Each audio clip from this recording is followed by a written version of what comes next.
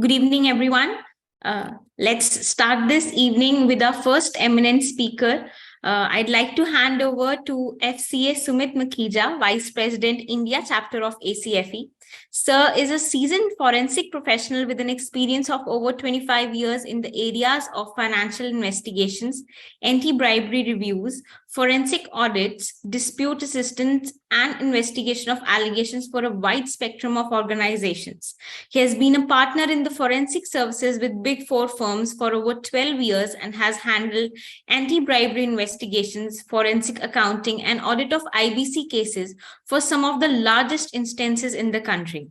This is your host for tonight, Gagneet, and I would like to hand over to Sumit sir for the first session. Sumit sir. Thank you so much, Gagneet. Thank you, Amit ji, and for inviting me to speak on this very relevant topic for today. Uh, as Gurmeet mentioned, that I've experienced in forensic accounting and been doing this work for over 20 years, and I have seen it evolving over the years. I think one of a very important aspect which has been introduced by Institute and a very welcome step is to have a comprehensive set of forensic accounting standards, which on one side give guidance to all of us as accountants that what are the principles to follow. And second, it also gives kind of a common ground so that if somebody is doing a peer review or a person is looking at these as a evidence from a perspective of counterparty, then they can be used and can be abided to a common standard. So it's very, very important and a very welcome step. With that background, let me use a few slides, and if I may ask to be put the slide deck to be put up by the technical team.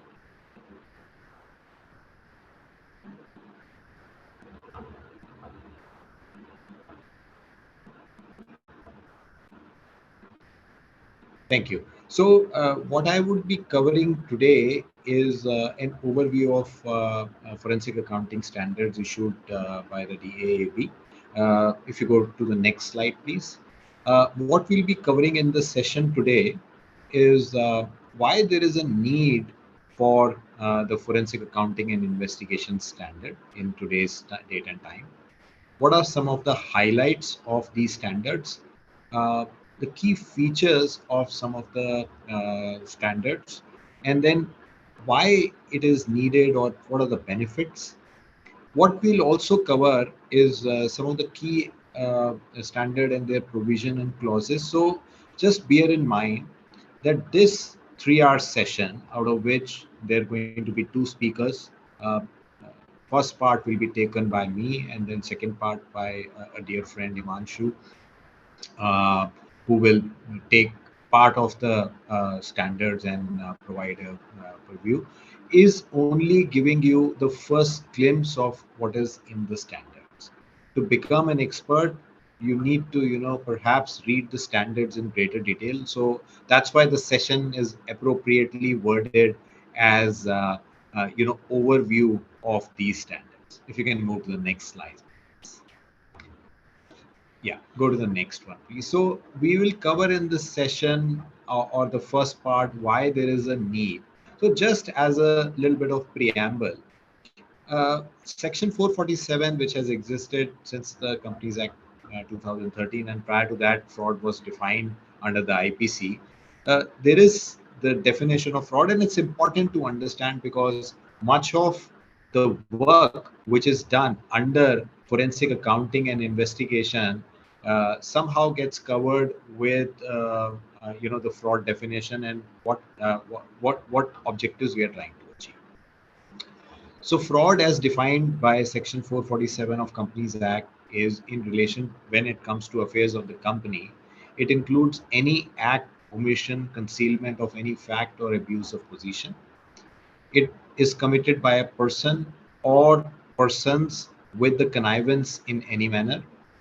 It's a very important one. It is with an intent to deceive or gain undue advantage from or to injure a third party, and the interest of the company or stakeholders or other persons are affected, whether or not there is a wrongful gain or wrongful loss, it is immaterial. If the intent was there to harm anybody, then fraud has taken place by the definition. Wrongful gain means gain by unlawful means of property which the person gaining is not legally entitled to, and loss means unlawful loss by unlawful means of property which the person losing is legally entitled to. So if you look at the key parts coming out of this definition, is it has to be a concealment or omission of a fact, it has to be done with an intent to deceive, and the third is whether there is a wrongful gain or wrongful loss incurred is immaterial, but the fact is that the intent was there. Yeah. Now coming to the forensic investigation or forensic audit meaning and its objective. Can you move to the next slide, please? The forensic audit is an examination and evaluation of an individual or company's financial information, which is used as a evidence in court. So whenever we carry out a forensic audit examination, be it called as forensic audit, uh, sometimes it's called fraud investigation, it is with a preamble that the report or the deliverable or the outcome may be used as an evidence in court. And the reason of this assumption or this fact is that in all likelihood there is a third party or a counterparty which is the subject matter of investigation, which is not going to be very happy with the findings if the findings are adverse to them, and hence the likelihood of that becoming a subject matter of a court or adjudication or arbitration are very high. That's why any forensic audit, you bear in mind that it can be used as an evidence in court, and that's why all these standards are framed to make sure that we take extreme caution, we take extreme care when we are following or when we are carrying out the investigations. The the process used is to examine an individual's or the company's financial information for use as evidence in court. It may help detection of diversion of fund, willful defaults, and window dressing. It can also be conducted in order to prosecute a party for fraud, embezzlement, or financial claims. In addition, it may be conducted to determine negligence, misuse of power. It can also be conducted on behalf of banks or lenders to find out whether the use of funds was in line with the agreement. It can be also used in insolvency situations or bankruptcy to find out whether the funds were indeed used for the purpose or there was any leakage. To use the forensic auditor's conclusion in a claim, in a jury award, or it can be a financial component as part of a ongoing debate or litigation. It is also used to avoid fraud and theft. And the reason it is used that in many cases when a fraud has may not have taken place, but the lacunas are there in the system, forensic audit and investigation can help mitigate any of the control failures which are there. It is at times used to make sure that in cases where in listed companies where the public confidence has gone down, and you would know of many cases currently in the public domain where the company or the board decides to carry out a forensic audit to make sure that an independent party examines the books of accounts to make sure that they can go back to the public and say that there is X issue or no issue. In many cases, it is a part of corporate governance policy where routine audits are undertaken to make sure that any lacunas are determined and remediation action are taken. It also helps in creating a positive work environment. So a forensic audit maybe into a small issue at an organization, but actually can create a perception of detection in the mind of perpetrators or possible perpetrators to say that if an investigation indeed can take place, then I may be at the if I am not abiding by the corporate governance or the code of ethics of the company, then I may be on the receiving side.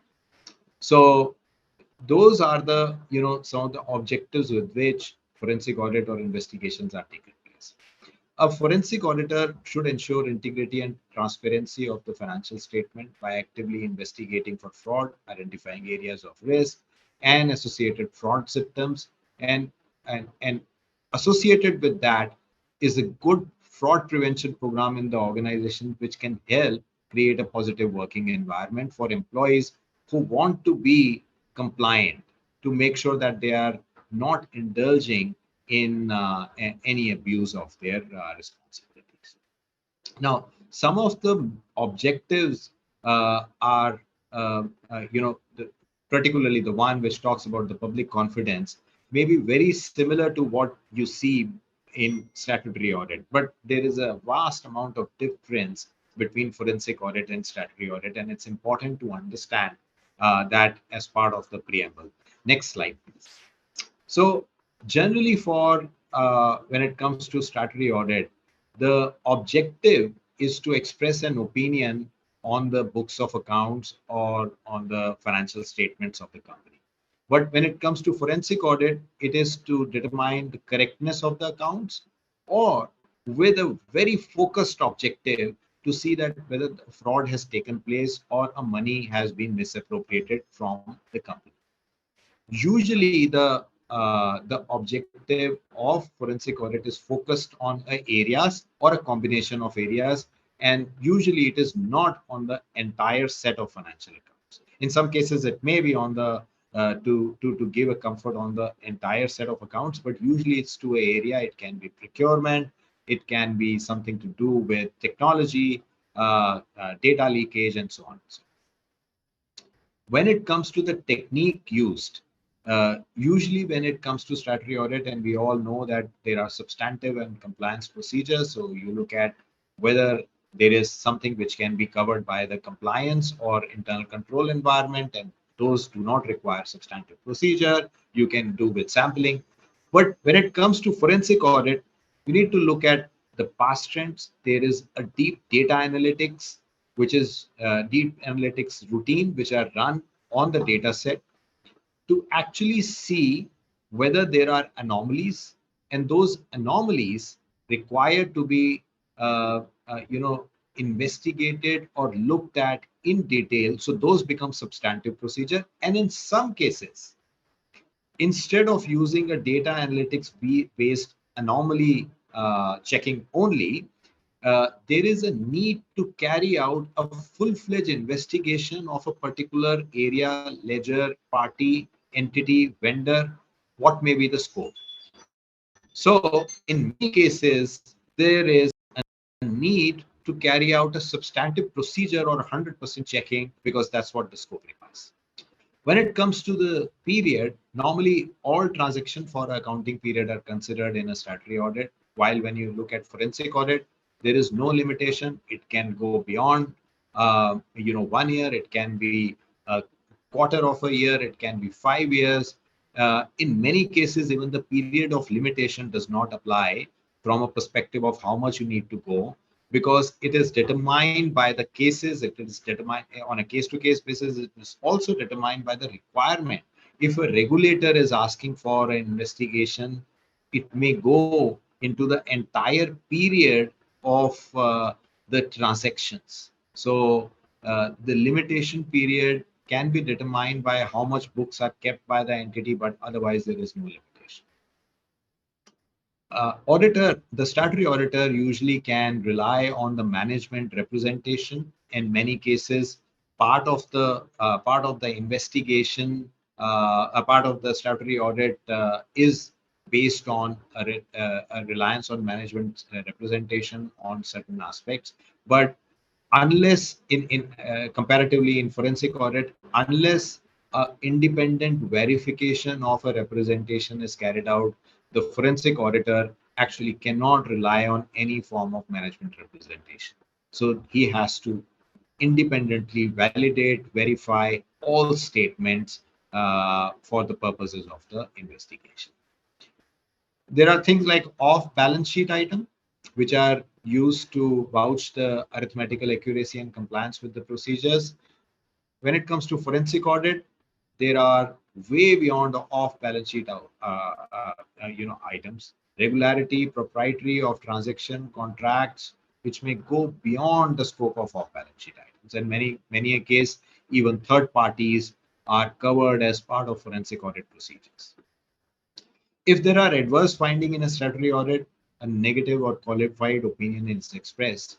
But when you look at a forensic audit, it is basically the with the objective to find out who's responsible, what is the fraud, how much is the quantum, how did it happen, and then as a logical extension, can be remediated by putting additional controls, and also what things which company need to carry out as a fallout of those investigations.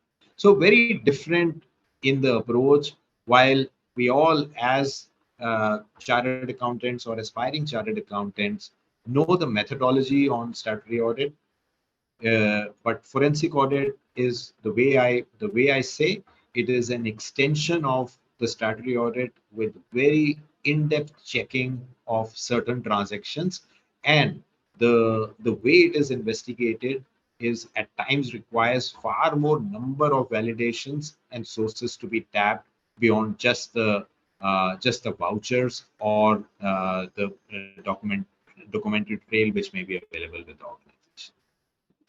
The evidence used many a case comes from electronic discovery, may come from field investigation, and those are some of the other standards which get covered in detail in the successive sessions. But one needs to understand in mind that the hat you wear when you're carrying out a forensic audit vis-a-vis a statutory audit are very different. You need to think as if you are a fraudster, and what all controls you will misuse, what all areas you will misuse, and what all you can do wrong in the current scheme. While when you are wearing the hat of statutory auditor, you are generally relying on the controls which are available in a company or which are operating in the company. Yeah.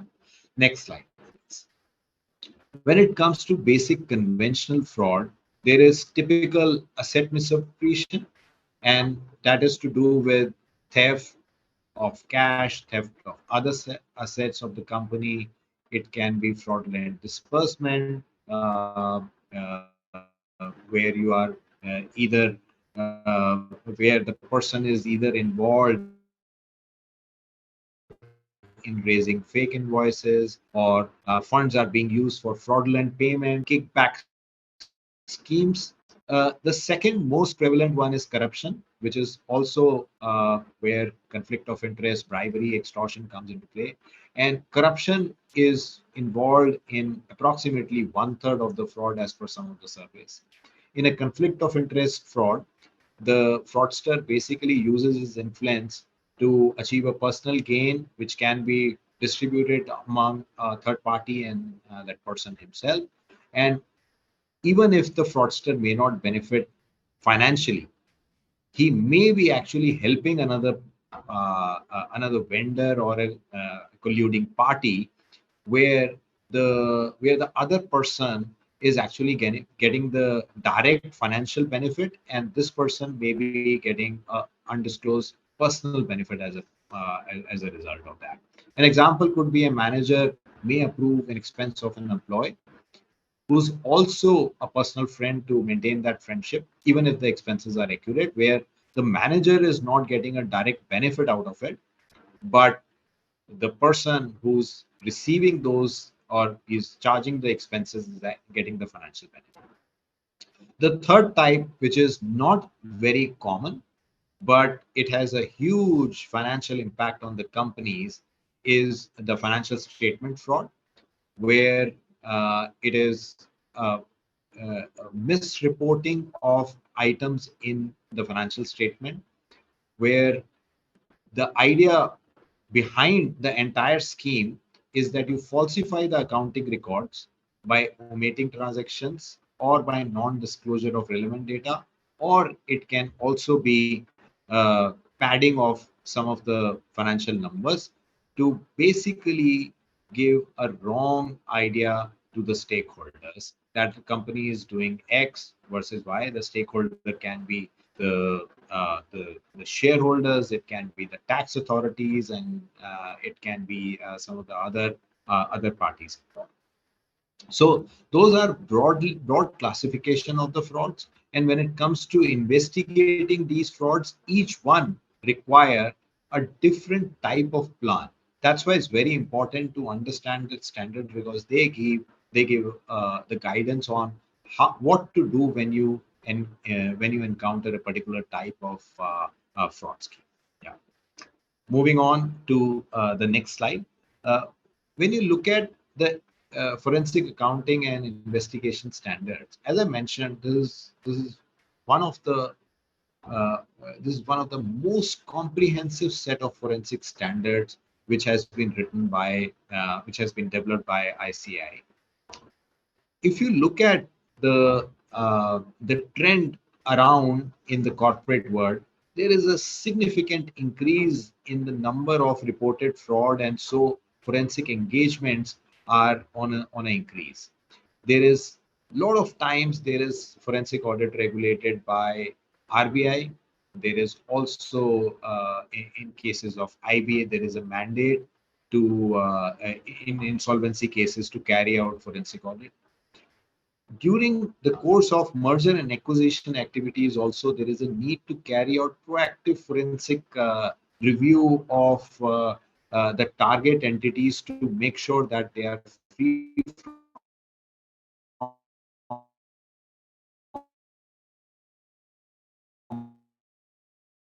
any fraud. There are also many a times, and this is, you need to understand, startups in the country where there is a investment made by the private equity or venture capital or even angel investors, which in many cases does not give the result as was envisaged at the beginning of the investment. And there comes this part of expectation mismatch. Whenever there is an expectation mismatch and the entity is not under direct control of a fund or an investor, what they want is an independent professional to actually review the financial statements to give a comfort that they are free from any misstatements. And that's where the role of forensic audit comes into play. And again, the the the rationale of having the standards which kind of give a common ground helps, because then the the person who's appointing the forensic auditor knows what to expect out of these investigations. Uh, there is historically there is different approach, different methodology which has been used by professionals when it comes to forensic audit reports, going to a regulator, going to enforcement agency. When they were coming across, this different types of reports with different scope, different methodology, they are finding it very difficult to come to a common ground to say that whether to believe X report or whether to believe Y report, because both may be very different from each other. So it was becoming very inconsistent. That's why there is a need to bring in a common standard. There is also no guidance available, which means that if somebody was to carry out investigation for the first time, they don't know what is the difference between statutory audit, forensic audit, and internal audit, and one may use a standard or a similar methodology, which may not be the right thing to do when it comes to applying the forensic accounting principles. So that's why it was needed that we have common standards, and hence these standards, as I mentioned, is a right set of documents to be used as guidance as well as standard by all of us when carrying out the forensic accounting standard. Move on to the next section, please. So now we get into the overview of this project itself. So if you can please move on to the next slide. So once the required approvals are in place, the formal launch took place with the press release around September 2020.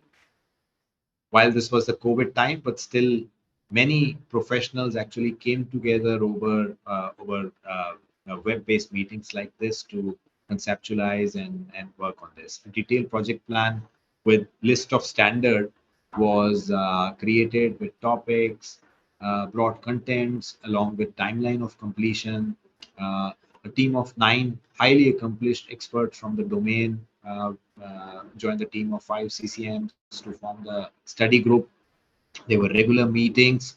There were also a larger working team, which were for the 26 standard, which were actually made up with of 7 members each to work parallelly. Actually, 26 documents, 24 are the number of standards, and it was a highly monitored process and equally robust public exposure phase where the standards were put out for comments by various agencies and public at large, and finally the standards took place. So very strenuous and an in-depth process, if I may say that.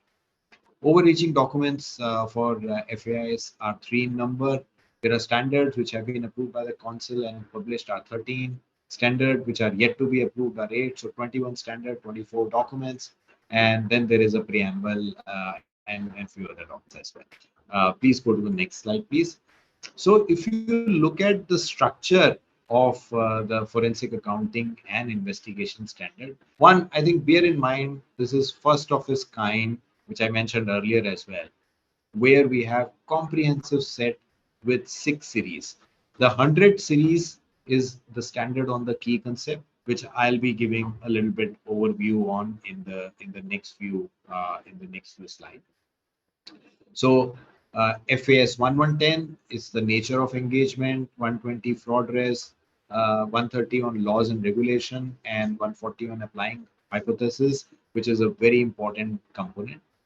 The 200 series is on engagement planning and acceptance. As I said, these provide the right amount of guidance required to be able to carry out a forensic engagement or forensic investigation by anybody who has the knowledge of accounting and auditing.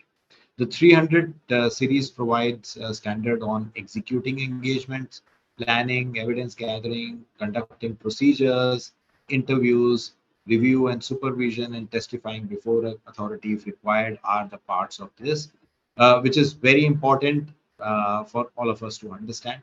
The 400 series covers standards on specialized areas, something like applying data analytics technique, evidence, discovery in digital domain, loan or borrowings, related party.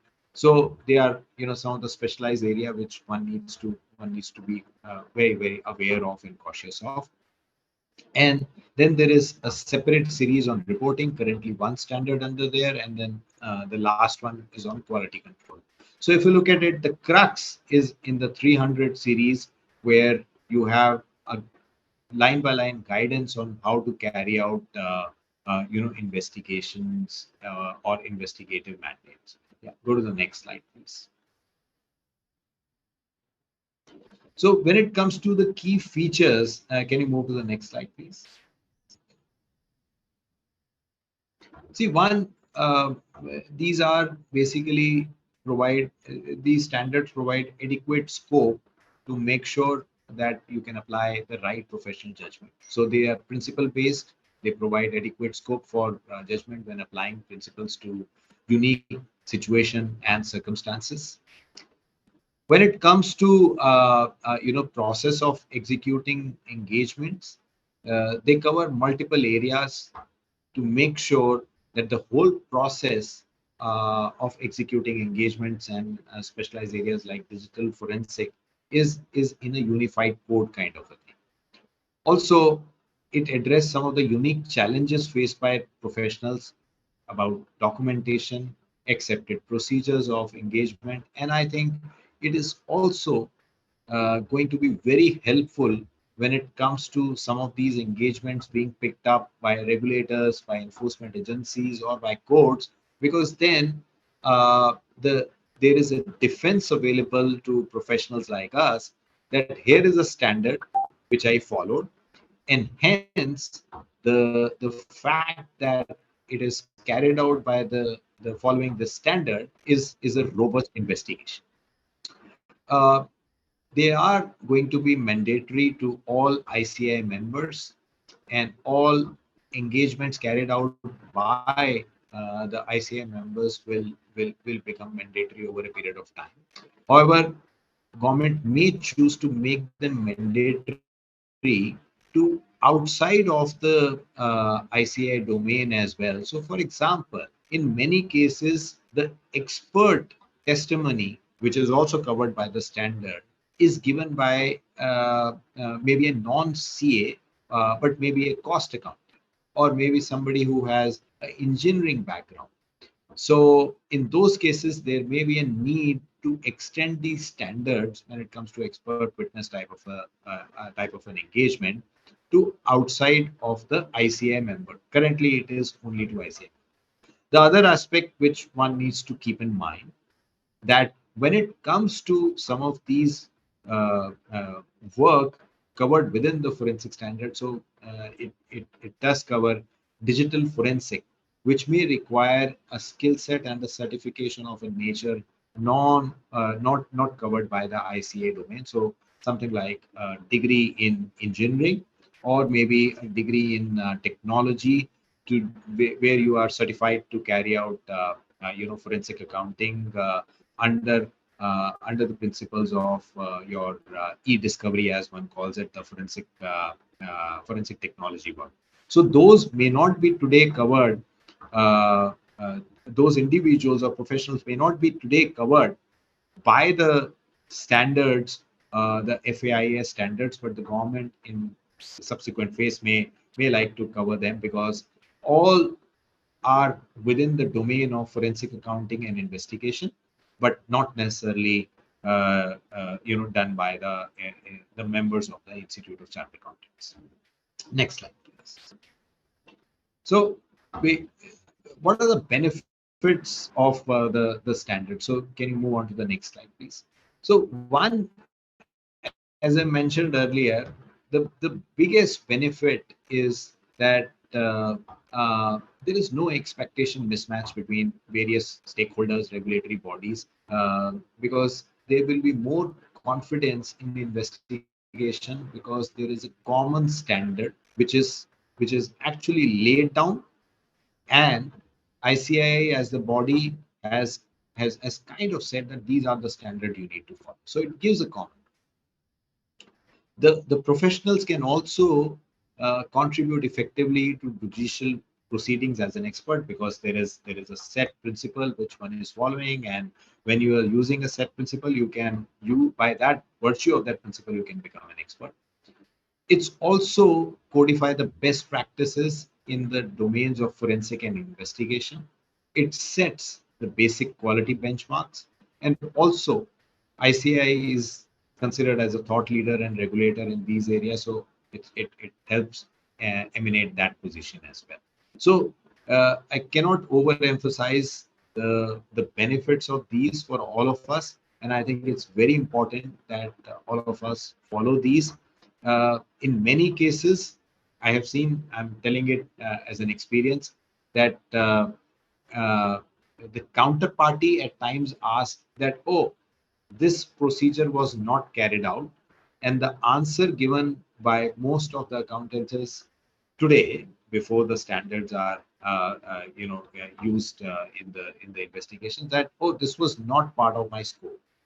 I think that will get away to a large extent, because both the forensic accountant as well as the counterparty who's on the receiving end would know what to expect out of a forensic accounting engagement. Whether a natural justice principle will be followed or not is not going to be a question which can be answered by the counterparty. It will be answered by the forensic accountant. asked at a later stage. It's rather will be dealt. Okay, we can move on to the next slide, please. So let me cover the next slide, please. The provision and clauses from the 100 series. Post I've covered these, I'll take a pause for a few minutes for any questions and answer, and I'll let the moderator pinpoint to any questions which I may not be able to see on the screen. So please do ask any questions. Take this opportunity during now and while I finish this session to ask any questions which you may have on any of the topics which I covered in the past sessions as well as this one. So go to the next one, please. So as I mentioned, I'll be covering the 100 series. So the 110 standard talks about the nature of engagement. Most of the forensic engagements can be classified or bucketed under three broad categories: forensic accounting, investigation, and litigation support. Now, to give a little bit of idea about forensic accounting, when you're trying to discover or evaluate evidence for a specific purpose, is called forensic accounting, right? It is not audit, but you are evaluating a particular aspect or particular topic. So it may be with an objective to find out if a procurement fraud has indeed taken place or not. So that's when you know that there is a suspicion and or there is a known fraud which you are trying to get evidence of. That's forensic accounting. Yeah. So possible, so identify possible suspects of fraud, and the concept of investigation will apply in the second phase. So where you are investigating a matter to do a true or false type of a hypothesis, that's investigation. So there is at times uh, very small difference between forensic accounting and investigation, and at times there is interchangeable use of these two terms. But the way I explained, forensic accounting is when you know that there is an issue and you are trying to discover the length and breadth of it, versus an investigation where you're trying to get to a true and false. And then of course the extension of that is that who are people who have committed the fraud, and how much is the loss incurred by the company, and what is the modus operandi, and so on comes into play. When it comes to litigation support, is it can be in situations which require a forensic accounting or an expert. So a litigation can be because of a misappropriation case, or it can be to do with the employee embezzlement, or it could be to do with the arbitration matter.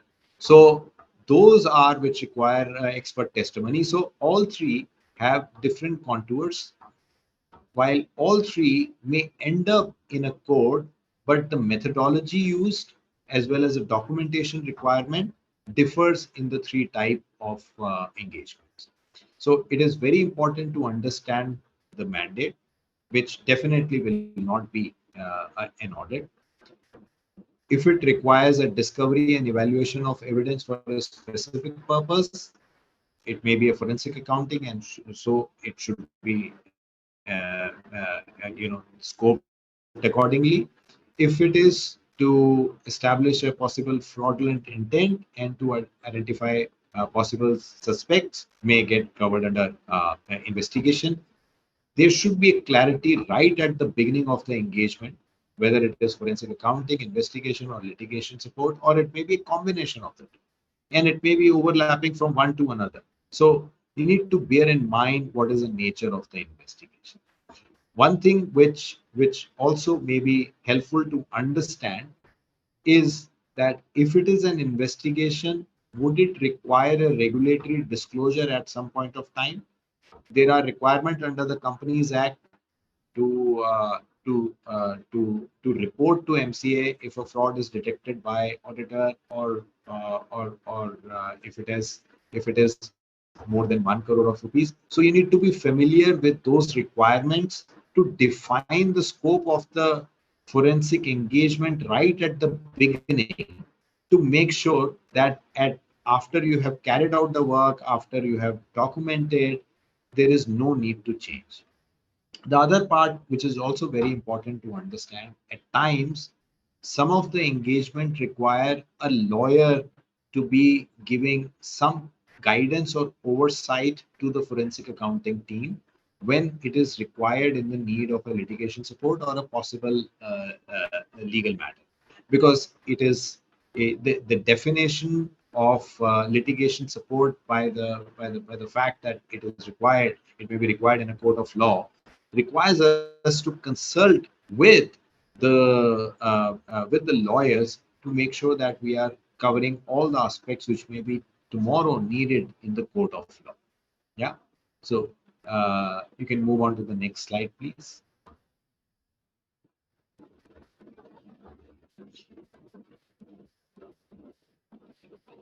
Yeah. So in each of the engagement, you need to keep in mind that there is this fraud risk which one needs to keep in mind. When you carry out an investigation, you are thinking about what worse could have happened in a situation, and that's how you look at a fraud risk. When you look at the risk, it is emanating from what all can go wrong from the controls perspective in an organization. So when you look at an investigative methodology, you look at what all possibility exists of fraudulent events or suspicious transaction, and then create your work plan accordingly. When you are doing the fraud, determination, also keep in mind fraud triangle. I'll come to that in a second because that's that's for forensic accountant, that's like the primer you apply or the principle you apply in each of the cases. It's very important to understand the fraud triangle if you're not familiar with it. You need to define risk and make sure that the risk is defined not in a wider term but applied in a fraud scenario basis, because the difference between general risk and the fraud risk is that when you look at the general risk, you are looking at that what areas can be subject to a risk. It can be as simple as a control deficiency in reconciliation. But when it comes to fraud risk, you actually go a level below and you say, okay, when you look at a reconciliation issue or a control deficiency, what can go wrong? So you basically define an exact scenario what can go wrong, that the person may have manipulated the reconciliation to take a benefit out in form of certain bank clearances which have gone to his own account. So you get down to that level when you are ascertaining the fraud risk. For each investigation, it is very important that you undertake a preliminary fraud risk understanding of the areas and processes, because unless you do that, the understanding of complexity of the nature of the fraud will not help you to determine what are the right procedures to be adopted, and also it will help you to assign the right skill sets which are required. So in a banking type of a situation or the risk associated with banking, you may need to get a person who's well versed with the banking sector. In case of a risk associated with data leakage, you may need somebody who is well versed with the data protection in companies, and so on and so forth. Prioritize the work to help identify fraud indicators and focus on the areas which are more vulnerable to fraud, because that's what will give you the right amount of direction. Professional shall give due consideration to matters indicating fraud risk when reporting findings of the work completed. So wherever you see any other risk which may not have been covered by the investigation, it's very important to cover those aspects while reporting the findings as well. If you can move to the next slide. Now, this is something The fraud triangle is something which is conceptualized by a criminologist or a person who did a lot of research around why do frauds or crimes in general take place. So what he did was he, researched a numerous number of frauds to see why do people carry out, fraud.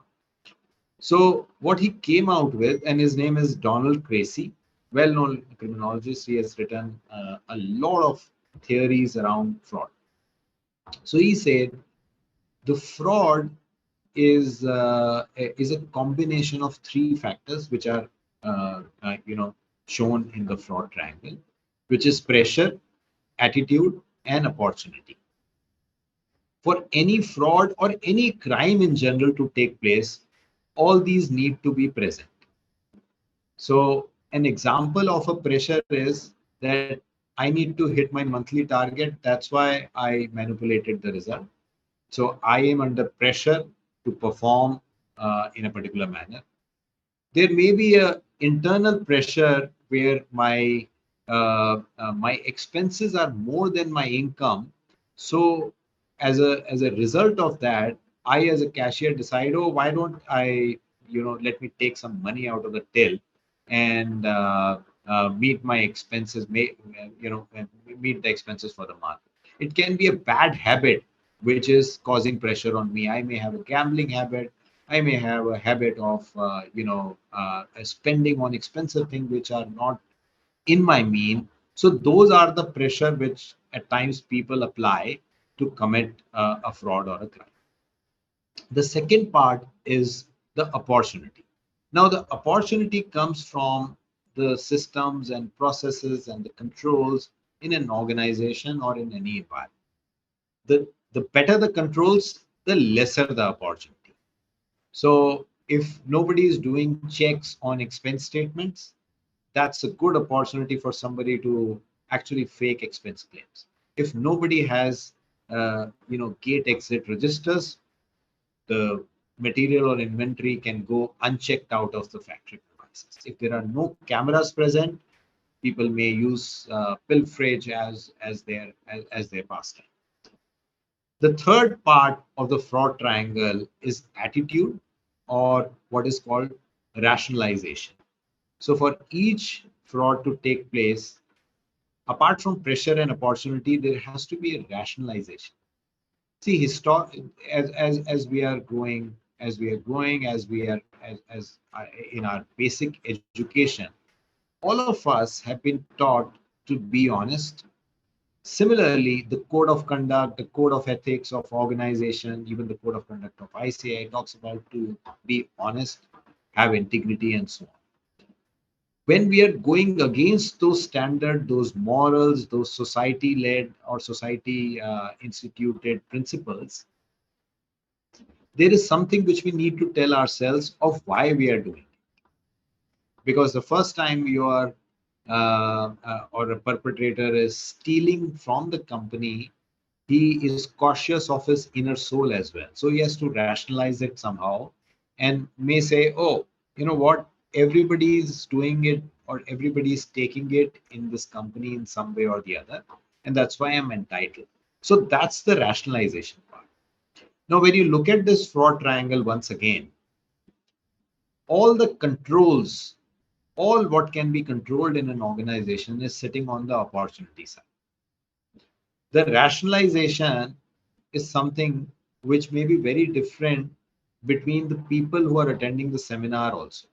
Some may say, I will never do it. I will not be able to rationalize to my soul.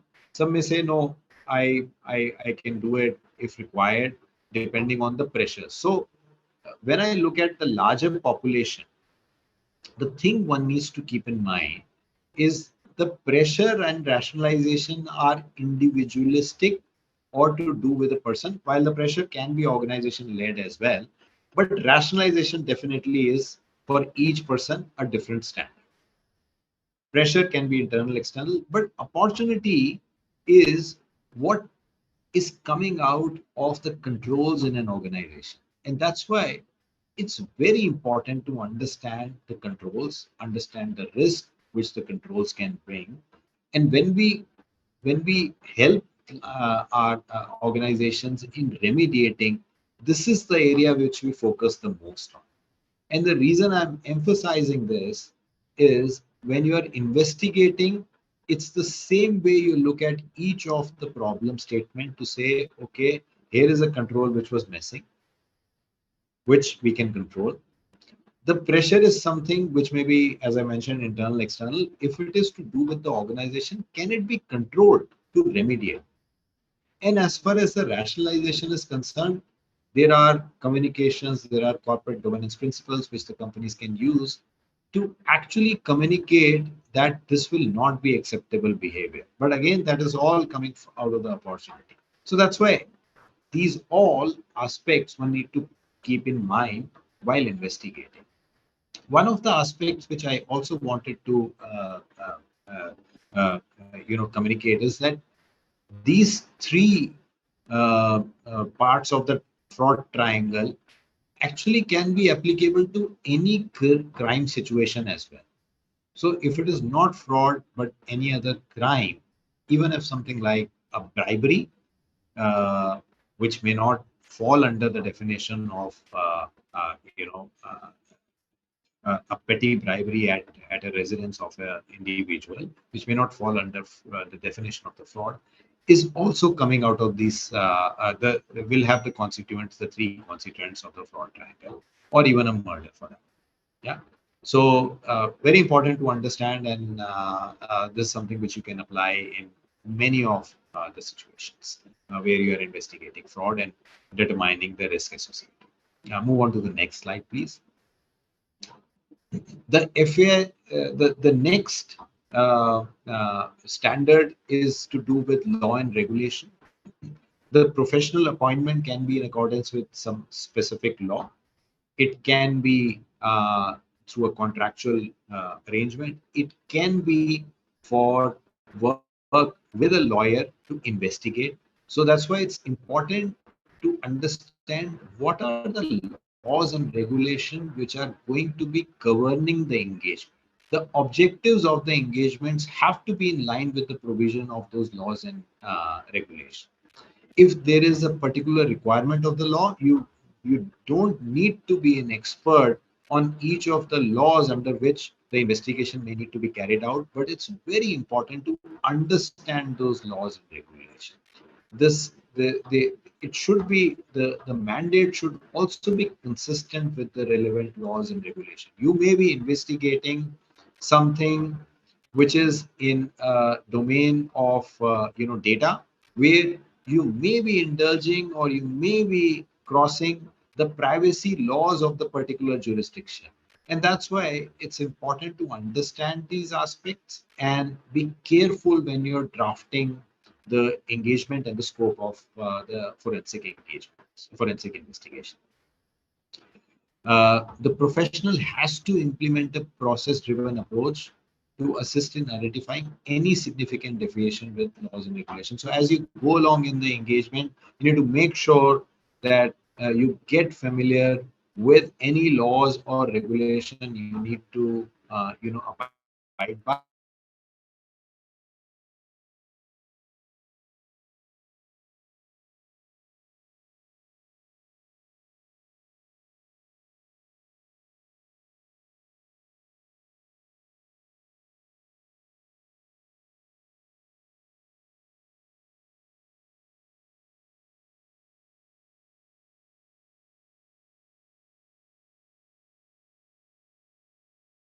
and also my apologies.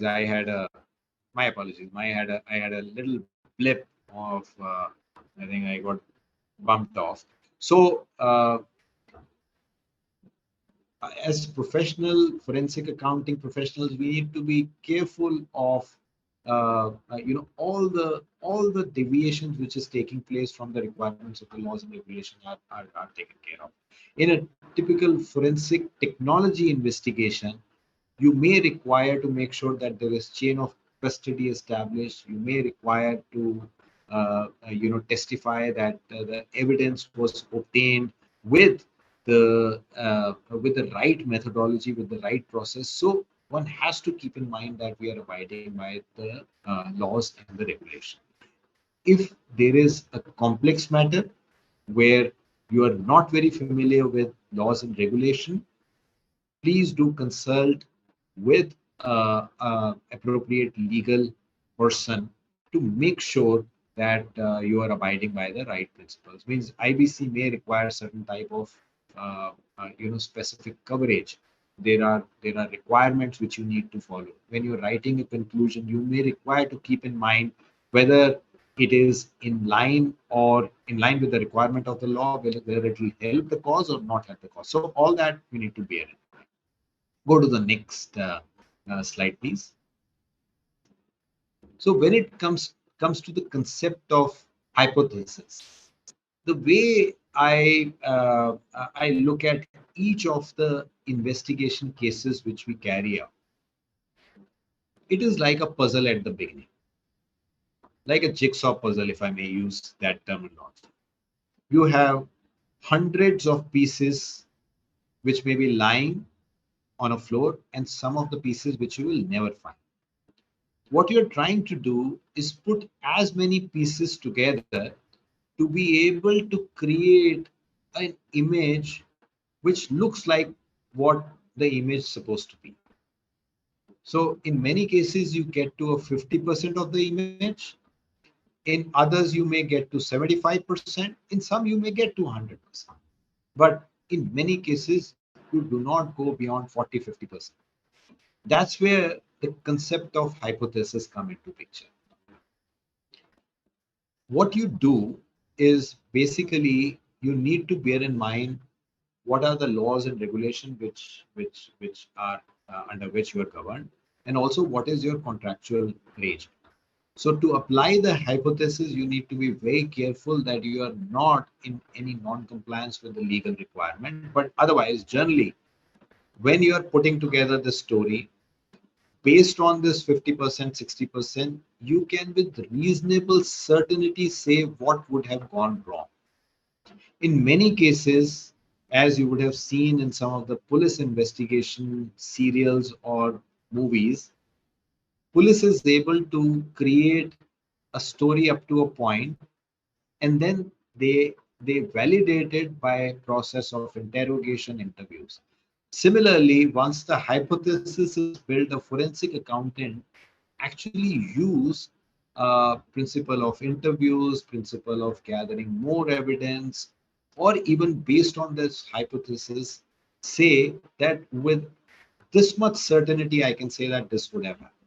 So that's why it's very important to understand the hypothesis building and how it is going to help you to validate the possibility of a potential violation or exception. So if you're not getting beyond a 5-10%, then possibly the hypothesis itself is wrong, because you need to have a certain amount of conviction, a certainty to be able to put a theory out. Similarly, when you are building your methodology, you need to make sure that what is the hypothesis you are trying to get to, and it should be a reliable and methodical approach. Hypothesis generated, it's very important that it has to be flexible, evolving. It may require you to look at alternate hypotheses to validate or reject, or which will actually help you prove or disprove whether a fraud has taken place or a theory. So what we normally say as forensic accountants, we have to continue using something called a fishbone theory. The fishbone is like a mishmash where you go one side, it may require you to go on the other side at times, come back, go up, go down. So it is almost like a mishmash. So you need to be flexible, keep your mind open, keep thinking about what all could have happened to continue building this hypothesis.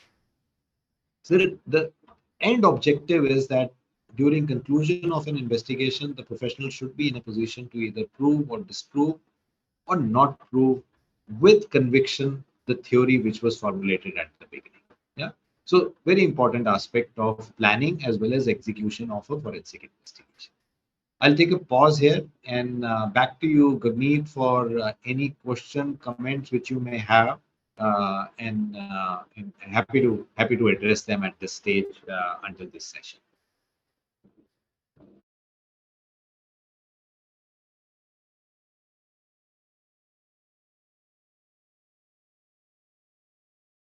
Thank you, Sumit sir. Thank you for such an insightful session and shedding light on the standards. We do have lots of coming incoming questions. I'm sending them on your way. Some of them I'll start with are, what are the areas in which our opportunities will be increased through forensic accounting? So the areas which, based on my experience, I see are bank-led investigations. See, there are RBI circulars which require necessary investigation into cases where the NPA is above a particular amount. So that area will definitely going to be on the uprise. If you look at the IBC cases, the past cases have to a large extent have been addressed by the IBC. So all the new cases are definitely going to be something to look out for. The other part where I see a lot of action is the technology enabled fraud. So using blockchain, using using technology, using data are the other big part where we are seeing a large number of cases coming for forensic investigation, and that's where the use of experts come into handy for forensic accountants. And as I'm speaking, I'm also seeing more questions. uh, Apart from CA Institute, which other institute is offering best courses in forensic accounting? So there is a well-renowned institute by the name of Gujarat Institute of Forensic Accounting, based in Ahmedabad. So they offer reasonably good, graduate programs as well for those interested in pursuing forensic accounting as a career. Then there is uh, Association of Certified Fraud Examiners which is based in US, but they do have branches or chapters all across. So they offer a reasonably good curriculum around forensic accounting and fraud investigation as well. Moving on to the next question: what are the avenues for forensic audit, as no institution is entertaining other than Big Four? So, sir, I'll not be full agreement, because the way I see it, it has the field has immense opportunity for everybody. If you look at the bank-driven investigations, many of our colleagues from non-Big Four environment, non-Big Five, non-Big Six, are actually on their roster, or they are empaneled with them, and they are doing the investigations. If you pick up some of the large investigations in the country, there have been non-Big Four involvement in those as well. Some of the well-publicized fraud investigations. So there is opportunity. I think one thing one needs to bear in mind: until the forensic standards were in place, there was a lot of emphasis put on the experience of the individuals who were carrying out the investigation. Now, with a common standard and courses which have been offered, I think many of the professionals can actually go up and say that, listen, I am certified and I can carry out this investigation. So I see immense opportunity for even people who are not in the Big Five environment. Next question: can we make forensic audit at any point in time, in any case, as one thing to be necessary? Is it any possibility in near future to have compulsory in normal circumstances? So, see, I think it's very situational. It's like a crime investigation, kind of a crime investigation. In some cases on a proactive basis, and in many cases on reactive. You would only do it when there is a suspicion. I don't think so. There is a need to make it mandatory. It has to be the stakeholders' decision to carry out. Uh, but there are rule sets which actually define that if you have received a whistleblower allegation, and particularly in listed companies, they're obligated to investigate. So from that perspective, I think there are checks and balances in place to make sure that the right circumstances require a forensic audit to be carried out on a compulsory basis. But I don't think so you can paint it with a requirement, if I may say. Which statutory body has issued investigation standard in India? I think it's the Institute of Chartered Accountants, the digital accounting and the assurance board. What you're seeing are under the aegis of ICAI. How can one become a forensic auditor? See, there are no set requirements as such, but by way of getting certifications, you can become a forensic auditor. The institutes provides the certification, and I mentioned two other institutes: the Gujarat State University of Forensic Sciences, as well as the ACFE. So all this can give you a certification based on which you can call yourself a forensic auditor. Section 188 requires a company to obtain approval of the board and the members in certain situations prior to entering of any transaction with a related party. What about huge advances given to directors of the company without interest? Is it not a diversion? See, it's situational. I won't like to comment on a case without having a comprehensive knowledge of under what circumstances, what is the arrangement. It may be a diversion, but one has to look at all aspects to be able to, with certainty, say whether it is a diversion. Sir, regarding forensic accounting and investigation, how do you treat overseas subsidiary companies? Accounting of listed companies in case of holding companies India is subject to forensic audit. See, again, it's very situational and it is dependent of the subject matter. If the subject matter requires to go to subsidiary companies, by all means, a forensic auditor should ask for the coverage to be extended to the subsidiary companies, because it is determined by the nature of investigation as well as what areas you are covering. If there are indeed transactions with the subsidiary companies which are within the purview of the investigation, by all means, you need to cover the subsidiary companies as well. Forensic accounting is different from forensic audit. So can we give opinion? Can we opine on qualifications of fraud? Can we opine on who has done fraud? Can we opine on confirming the modus operandi? What is the responsibility of professional forensic accountant under FA?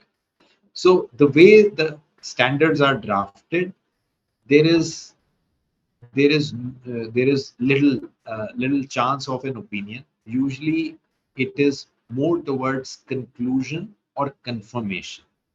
So while forensic accounting is different from audit by virtue of definition, but the standard requires us to be far more forceful in terms of what we say. So rather than an opinion, which is an expert's job, which is a different standard, which covers how to give an expert opinion, the outcome of forensic audit usually should be a conclusion or a confirmation. Like in NCLT, there are many times prescribed for such forensic audit. Is it perchance industry specific? No, forensic audits are not industry specific. It is purely dependent on the need of the organization. If you just Google forensic audit India, you will see there has been forensic audits in virtually all industry. When you look at the reports on or survey reports on the industry which are more prone to fraud, all industries are prone to fraud. Some more, some less, but there's nothing like oh, sorry, I misread the question. Like in NCLT, are there any time limits prescribed for forensic audit? No, no. The time limit is defined by the scope of the engagement. It is not by any industry or by any regulator. In listed companies, it is SEBI that is engaging audit firms and normally given to Big Four only. I would again, sir, I would disagree with this fact. SEBI has a list of empaneled audit firms or firms which can carry out forensic accounting for them. And I think it is divided across all. While you may see some of the large cases going to Big Four, it may be because of the scope being complex, or the methodology provided by any of the Big Four, which meets with the requirements of the SEBI. But I won't think that in any way there is a preference towards a Big Four or a non-Big Four. As I mentioned, some of the largest fraud investigation in the country are investigated by non-Big Four, and those are in the public domain. So I would say that it's a level playing field. In some investigations, even transfer of funds are questioned as deposits or advances. Your views, please. See, if one is carrying out an investigation on behalf of a financial institution where the money was given for a particular purpose, and then later on it was advanced to a related or an unrelated party, and it was left with them for a period of time, while the entity themselves are paying a huge price for the funds which they have borrowed. In that case, that itself is under question, and that is not in the right interest of the lender as well as the company. So that's why it's questioned as part of some of the investigation. But again, it's determined by the scope of the investigation, whether it is to do with end use or whether it is to do with a transaction between the company and some of the third parties. What is the finality of any such forensic audit? Who gives the charged company or directors are exonerated after such investigation? See, finality ultimately is determined, in my mind, by the court, or in case enforcement agencies. What we do as forensic audit, we give a conclusion based on the facts. If it is further corroborated in the interviews by the suspected parties, it is almost final. But when it comes to, that whether it is under a particular legislation, I would still go back to the counsels or the lawyers to say that what action can be taken from a next step perspective, from a FIR perspective, from taking action in court. So if one was to look at finality, finality comes from action taken from civil or criminal proceedings, and by recovery of funds. Recovery of funds can, of course, be done basis, basis the report, but I think rest of the finality comes from some action. From where can forensic audit reports be accessed? So many reports are available publicly, but many times these reports are only subject matter of a board or a regulator. So in those cases, you may not find those reports. Some of the NCLT driven investigations have been publicly made available, so you can access those reports. It shall be very difficult to ascertain the effort and therefore professional fees, since it can never be said with certainty up to what extent an investigation shall continue, prolong, or extend, to which areas. Your views, please, how the efforts to be done. See, as we mature in this field, if you look at many investigations, let me step back for a second. If it is an investigation into a particular area, you can still make an effort of what will be the scope, what will be the time required, and how long it will carry. If it is a wider investigation where you don't know where you are going to start and where you're going to end, it's very difficult. Today, many forensic accountants work within a range and then go back as the scope increases to say that we need to be compensated. That's one model. There is a matured model available in some of the other geographies where you can ask for a per hour billing like the lawyers do, where the case does not have a finite timeline. So I think as we mature, probably we all need to think about whether we can get into arrangements where the scope is very fuzzy, to get into a range of milestone based, or a billing which is based on the number of hours or number of man months spent. I think that's what one needs to aspire get to. Which of the following terms is correct? Forensic audit or forensic accounting? See, both terms are correct. The reason we go with forensic audit because it is collection of evidence.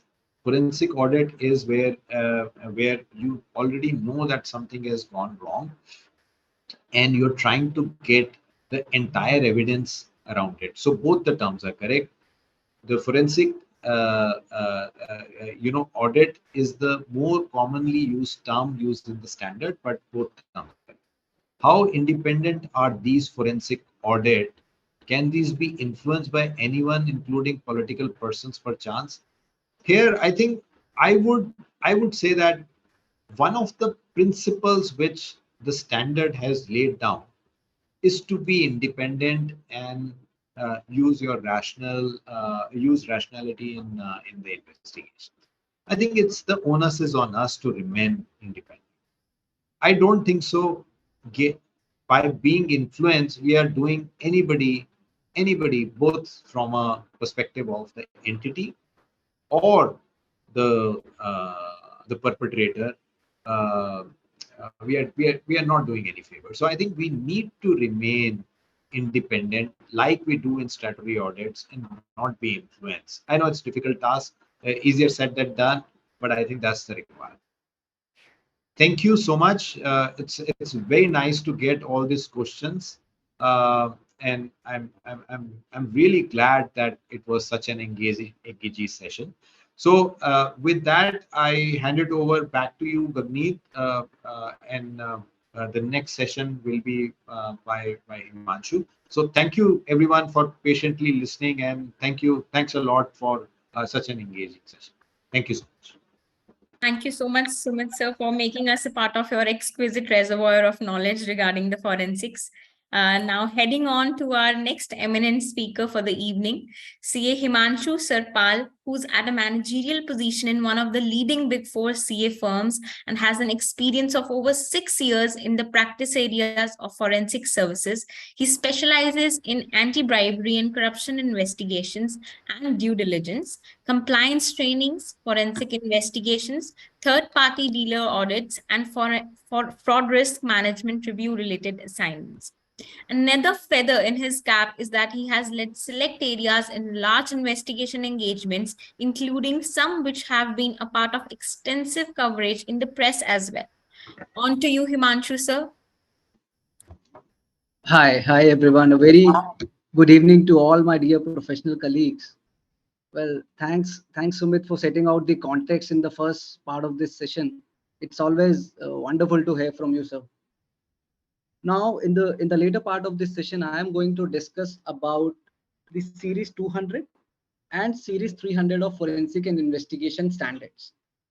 Before that, I think we should also appreciate the fact that our institute is the first accounting body in the world to release or draft the detailed forensic accounting standards for its members and other stakeholders.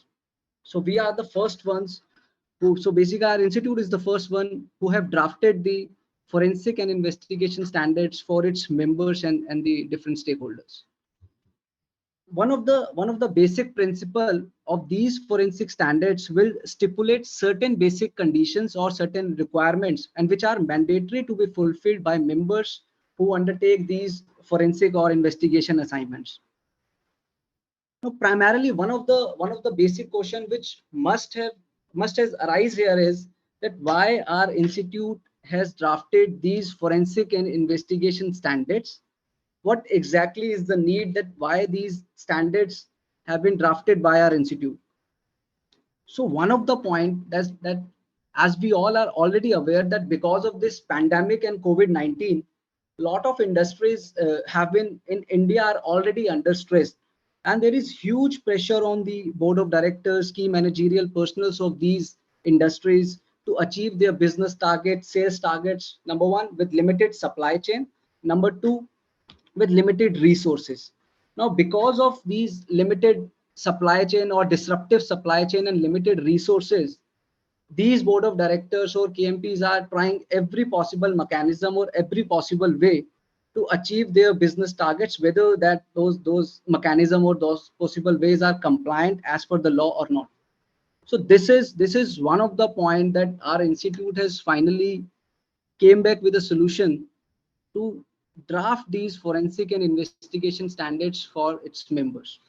Number two, because of these limited resources or disrupted supply chain, businesses are already suffering, and there are certain expectations as well from the certified professional accountants. And nowadays, if you see, these current scenario calls for their services in non-conventional areas as well, and you will definitely appreciate the fact that one of the area which has gained relevance in the recent year is forensic audit. So this is one of the area which has gained significant relevance in the last 5 to 7 years. And there are certain expectations from the certified professional as well. Now, one of the point which I think I would like to mention is that here that is because of these increase in instances of frauds in the recent 5 to 7 years, our institute has finally drafted these forensic and investigation standards. Primarily, Sumit has already covered series 100. Now I am going to cover series 200 and series 300. So first slide, Yagnit, can you please present the slide?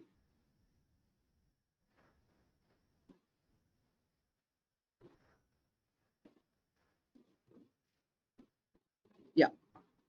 Now this particular slide here talks about the 5 standards which are part of series 200, that is engagement management. FAIS 210 talks about engagement objectives. FAIS 220 talks about engagement acceptance and appointment. FAIS 230 talks about using the work of an expert. FAIS 240 talks about engaging with agencies. FAIS 250 talks about communication with stakeholders. So these are the 5 standards which are part of series 200 of the forensic and investigation standards. Now, one of the base or I can say that the base of making these standards is somehow driven from the auditing standards only. So we have somehow similar series in the auditing standards as well. We have SS 200, we have SS 300, then we have 400, 500, 600, 700 and 800, and then we have some SRAs and SQs as well. So these forensics and investigation standards are somehow driven from the auditing standards only. Now, this particular slide here talks about the 5 basic standards which are part of series 200. So next slide, Gagni.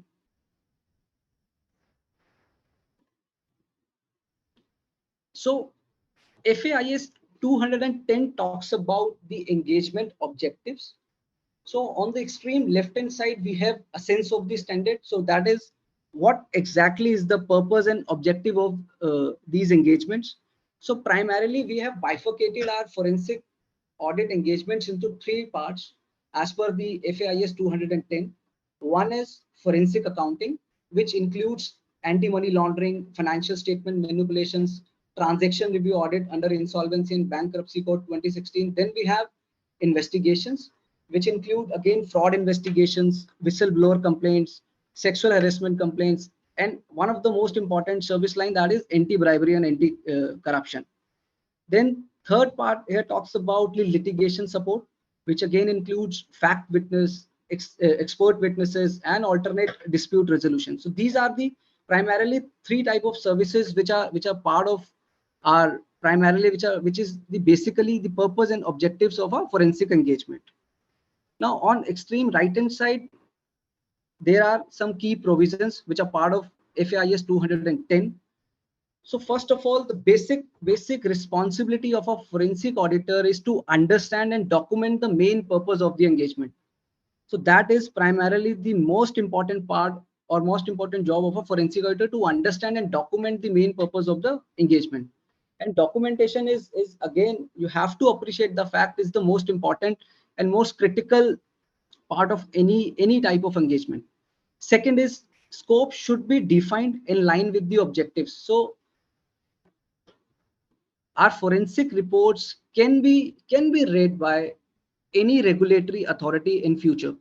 So this should always be kept in mind. So on that basis, our scope should be defined in line with the objectives of the engagement.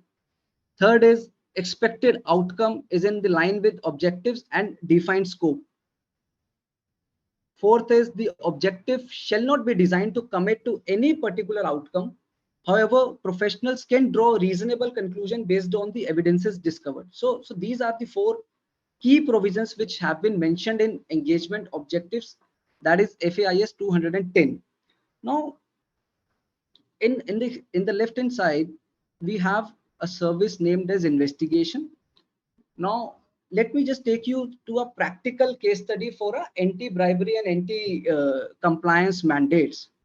So let's understand that what exactly is the meaning of anti-bribery or anti-corruption. Now let's understand this from a practical standpoint.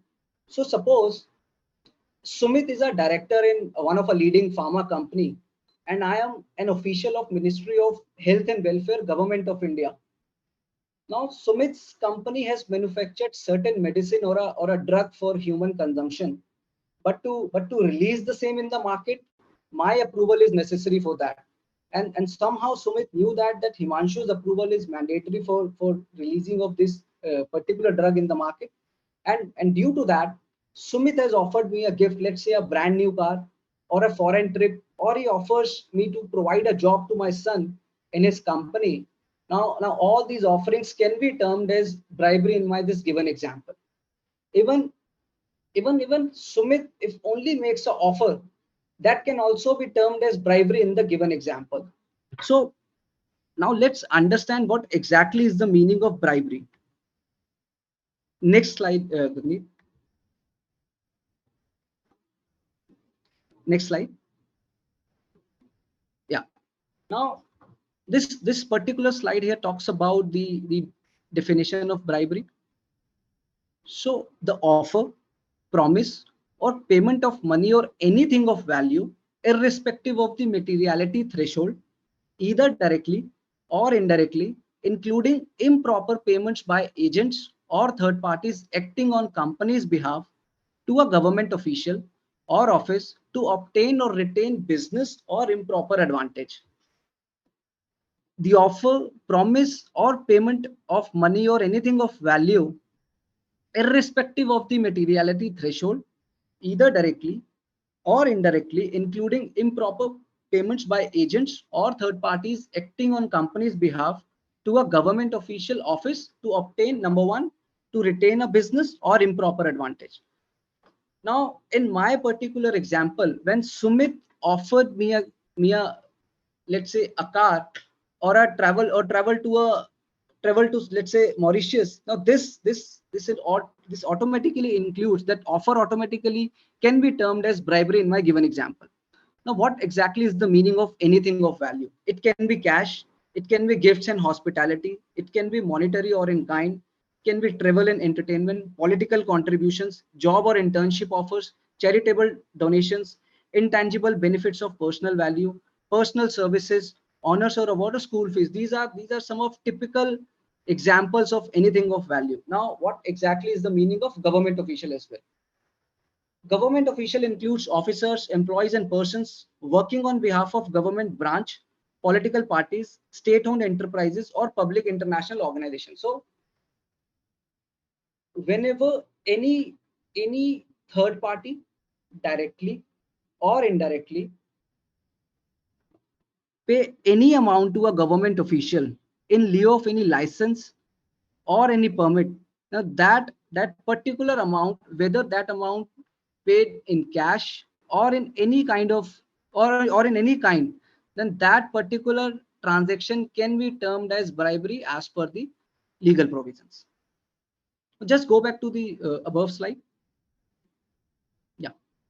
Now this particular slide here talks about the overall landscape of anti-bribery and corruption. So these are the key risks in India. So primarily we have divided these key risks into 5 parts. First is compliance maturity. Second is third party intermediaries. Third is local businesses and practices. Fourth is books and records. Fifth is government interaction. Now the most most two risk-prone areas are third-party intermediaries and government interactions. Now, when I say third-party intermediaries, so nowadays businesses are highly dependent on third-party intermediaries, and we have seen a lot of instances where these third parties interacts with government official on behalf of the company just to obtain some sort of government licenses or permits or registration certificates. And in lieu of these licenses, permits, or registration certificates, these third parties normally pay some sort of amount, whether in cash or in kind, to the government official. Now, whenever any third party has been interacting on behalf of the company, that should be make sure the employees of the companies who are dealing with those third parties must check the actions of these third parties. So it is always advisable to obtain the declarations from these third parties whether they are compliant as per the anti-bribery laws or not. Second is government interactions. So requirement of a government licenses and permits, number one. Then we have seen cases where there are influence of local politicians or police officials as well. So we have seen instances where one of our client has to basically build the transmission lines to a highway. Because of the influence of a local politician, that particular client has onboarded the third party into a system. That third party has somehow liaisoned with that local politician, and they have allow our client to build the transmission line. Now this when the third party has paid the amount to the local politician, that particular amount, whether that has been paid in cash or through a bank account or or in kind, that can be termed as bribery as per the legal provisions. Now third is compliance maturity. One of the area where companies always lack is inadequate training and communication. So communication and training is the most important part of any compliance program. So what we have seen from our experience, that companies does not like to spend their time and resources on the training part or the communication part of these compliance policies and procedures. So that is one of the most risk prone area from a anti-bribery and corruption landscape. Other area is books and records. Now sometimes whenever any red flag transaction has been entered through a third party or directly by the company, what we have seen that particular transaction, so the nomenclature of that particular transaction somehow gets changed by the company's official or through a third party. So what we have seen for those transactions, company also does not maintain proper supporting documentation as well. So this is one of the area which is highly risky from an anti-bribery and corruption landscape. Then we have government interactions. Then we have local business practices as well. Now, what we have seen, and especially that practice is prevalent in India, that there is a lot of use of cash. Cash has been taken place in business in most of these red flag transactions. So that is again one of the area, or I can say that one of the most critical part where prevalence of cash transaction in the local business practice, and that automatically increases the risk from an anti-bribery and a corruption landscape. So overall this particular slide talks about 5 type of different key risks from a anti-bribery and corruption landscape. First is compliance maturity. Second is third party intermediaries. Third is local business practices.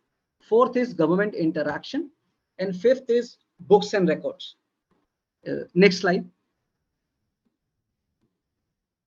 Next slide. Yeah. Now this particular slide here talks about the global regulatory landscape for these anti-bribery and anti-corruption mandates. First is Prevention of Corruption Act. Second is Foreign Corrupt Practices Act, and third is UK Bribery Act. So these are the three global regulatory landscape. So these are the three basically laws which we generally use in our for anti-bribery and anti-corruption mandates. So first is Prevention of Corruption Act, second is FCP, and third is UKBA.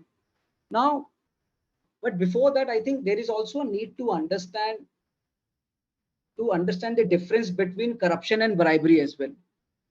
When I say corruption or bribery, generally what we have seen in India, that bribery and corruption are used as synonymous. But as a certified professional, we need to understand the basic key difference between bribery and corruption. So if in my personal experience, I can say that bribery is simply a form of corruption, or I can say that it is a subset of corruption, because corruption also includes many other dishonest practices as well. One is embezzlement, second is nepotism, third is fraud, fourth is extortion, fifth is concealment, sixth is abuse of power. These all are typical examples of corruption, but we cannot term these all six or five dishonest practices as a bribery. So this is the primary and the key difference between corruption and a bribery. Now we are discussing the global regulatory landscape. First is Prevention of Corruption Act, PCA. Second is FCPA, Foreign Corrupt Practices Act, and third is UK Bribery Act. Now, before that, there is also a need to understand that what are the regulatory authorities which are prevalent in India to look after the cases of forensic audits or these ABAC mandates. So we have seen that there are certain set of regulatory authorities. We have Central Vigilance Mechanism, we have CBI, we have Anti-Corruption Bureau, then we have SFIO, Serious Fraud Investigating Officer.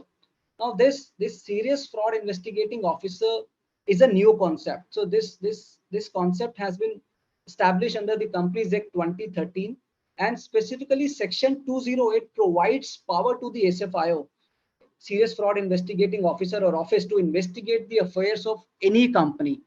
Then we have income tax authorities for the cases of Benami transactions. We have Enforcement Directorate as well, which was established under the Ministry of Finance to investigate and prosecute the cases under FEMA and Prevention of Money Laundering Act 2002. Then we have Lokpals, Lokayuths, for which a lot of noises were created on different forums in India in past as well. Then we have financial intelligence units, who directly reports to Ministry of Finance and responsible for receiving certain reports against other enforcement agencies in the system. So what we have seen, these are the different regulatory authorities who can be reader of your forensic reports. So that is why one of the reason why our institute has drafted these forensic and investigation standards. So what we have seen, our reports can be read by these regulatory authorities. Number two, what we have seen, that there are certain expectation mismatches as well between different stakeholders. So that is also one of the point, these and this is one of the problem that has been addressed by these forensic and investigation standards. Because of these different regulatory authorities, we have to follow certain set of principles, and those principles now we can say that have been addressed through different set of forensic and investigation standards. Now what also we have seen, that there are number of cases which are pending specifically under SFIO, if I say that, and if the matter is of public interest, then SFIO or any other regulatory authority can take the cognizance and perform investigations on the books of accounts or books of affairs of the company. So this is why we need to be very clear on our scope of work. This is why we need to perform certain set of procedures while executing these forensic mandates. This is why we should be watertight, that what we are writing or what conclusion we are providing in our forensic reports, because at the end we don't know that if that particular report can be picked by any of these regulatory authorities, then in that case we should have certain set of audit documentation for that, number one. And number two, we should be clear with our scope and objective of the mandate.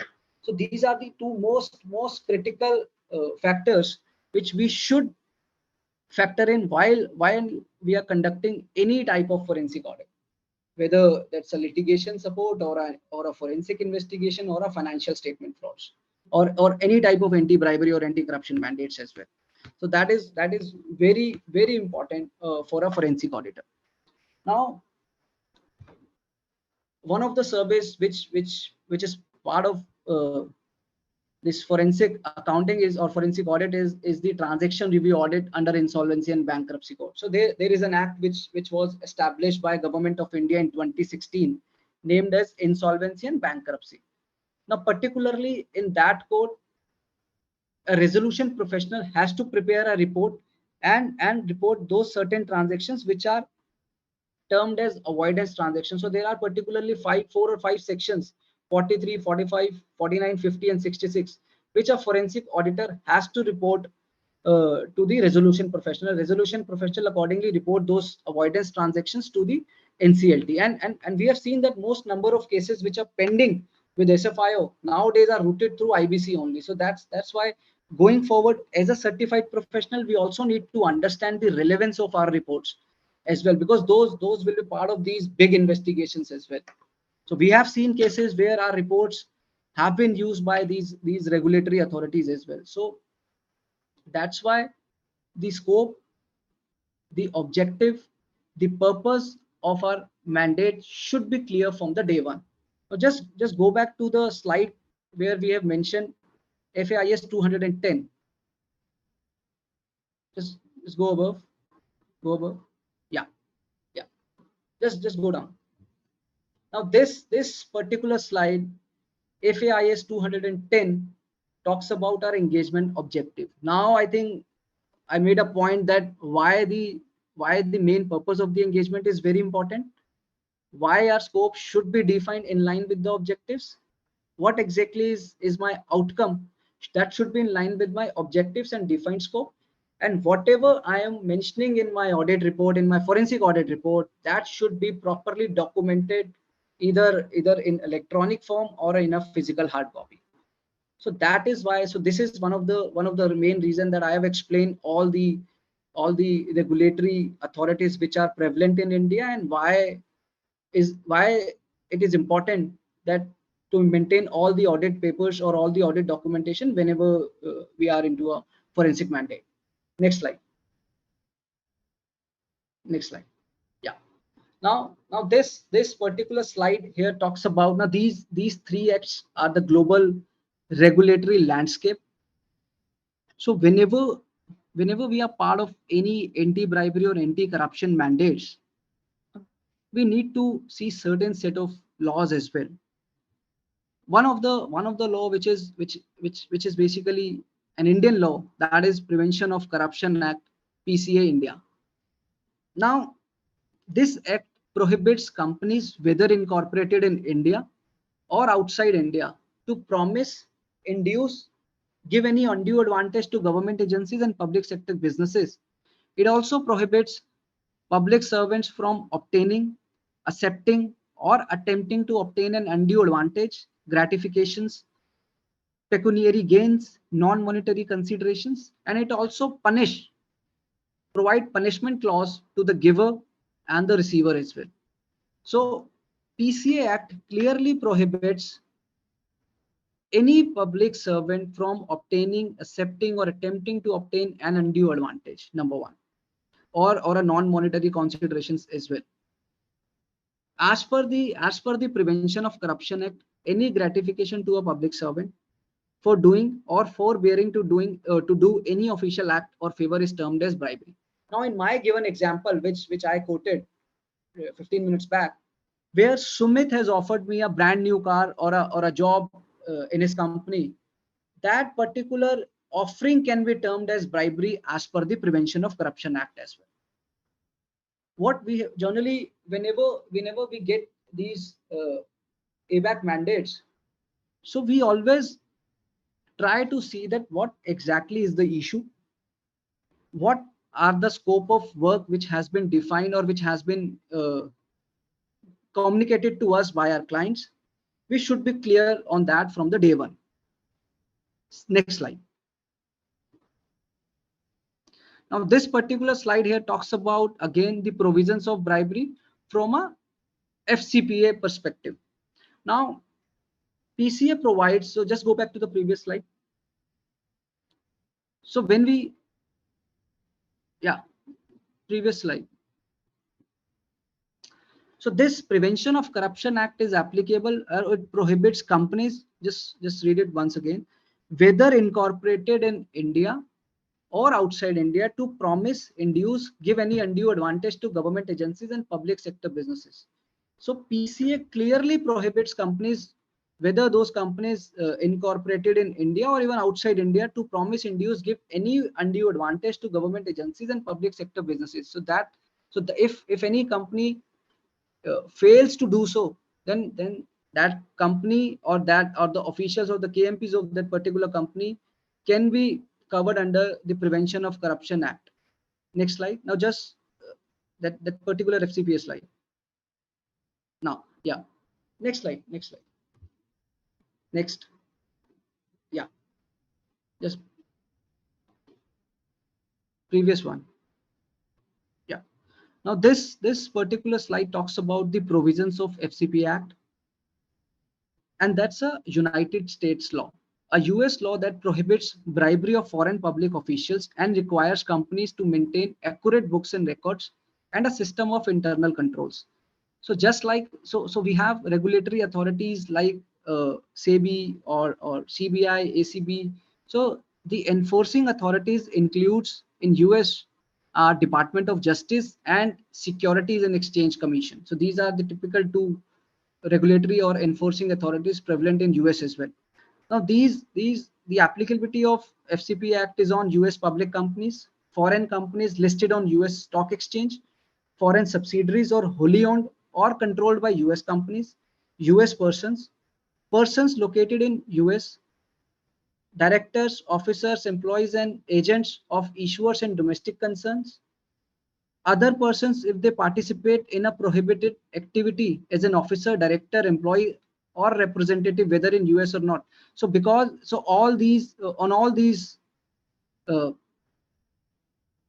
entities or all these persons, the applicability of FCPA is applicable. Now let's take an example. So suppose if Google or Apple has a branch office or has a subsidiary in India, and we have been appointed as a forensic auditor or as a anti-bribery and corruption auditor, then in that case FCPA is applicable on that Indian branch of a US company.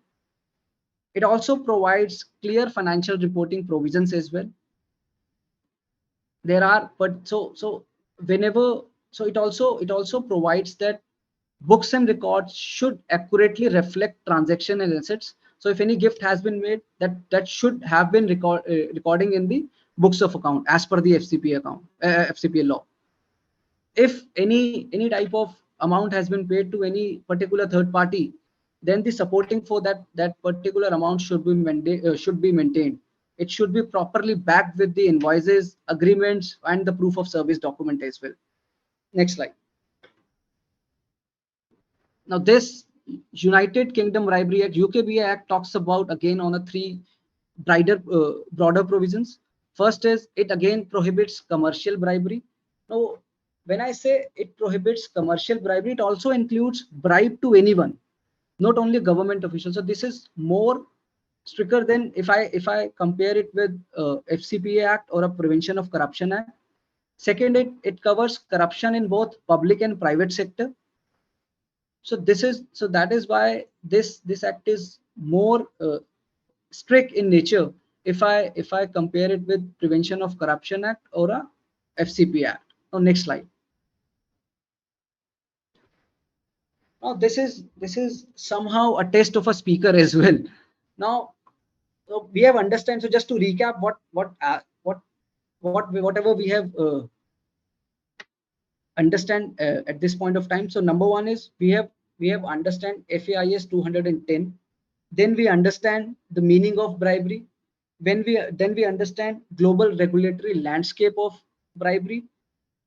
Now we understand what are the regulatory authorities which are prevalent in India and what are the regulatory authorities which are prevalent in other countries as well. Now, this is the first questions, you guys just type in the chat box if it's possible. So if an employee offers or promises to give a bribe to a public official but does not end up paying the bribe, can still can this still be a violation of a anti-bribery or anti-corruption laws? If an employee offers or promises to give a bribe to a public official but does not end up paying the bribe, can this still be a violation of applicable anti-bribery or anti-corruption laws? A, no. B, maybe, and C, yes.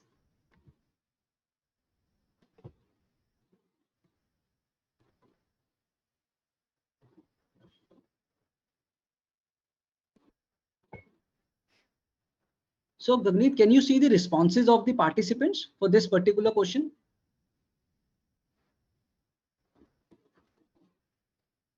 Okay.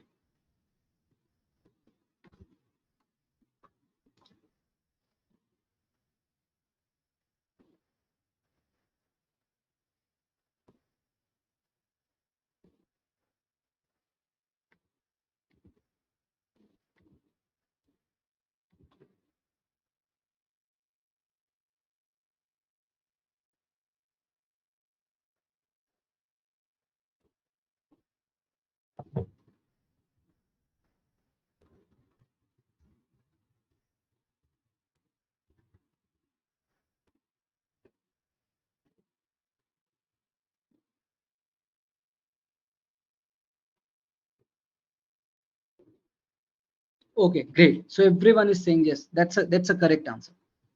Next slide. So question number 2 here is that an employee has paid for Mauritius trip of government official who has provided us a business license and permit before the due date, whether it's a bribery or not. No, A, B, yes.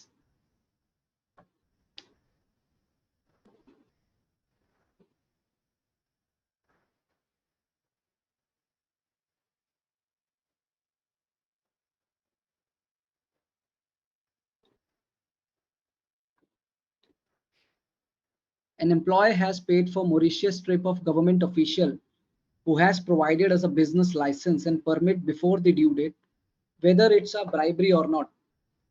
A, no, B, yes.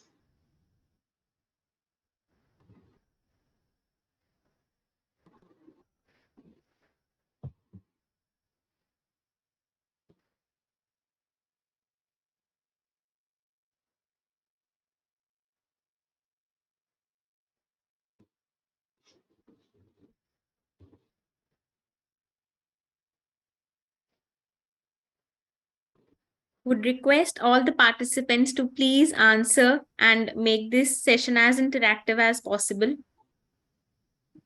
So yes, we have received replies, sir. They're saying yes. And multiple answers are B. Okay, great. That's a right answer. Next slide. Now, this particular slide here talks about FAIS 220, that is engagement, acceptance, and appointment.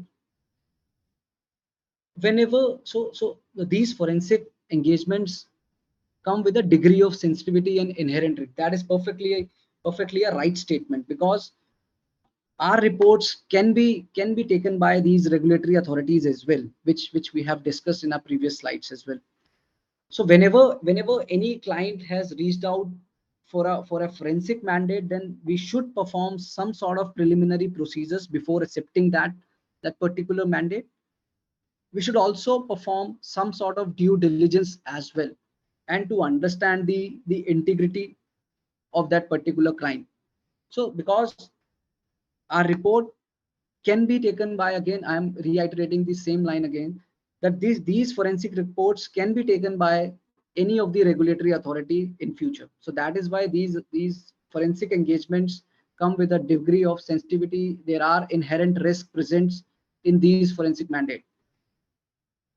So it is the responsibility of a forensic auditor to undertake preliminary procedures aimed at getting an understanding about the nature and the complexity of the engagement. So it is the responsibility of a forensic auditor to understand that what exactly is the nature of that particular mandate, how complex it is, and what are the scope line items which has been shared to us by the client. So that should be understand on a preliminary or a very early stage. Then it is again a responsibility of a forensic auditor to conduct a due diligence, and that should be directed to gain an assessment of inherent risk of accepting the engagement. So this is, so due diligence is very important whenever any client has reached out to you guys for a forensic mandate.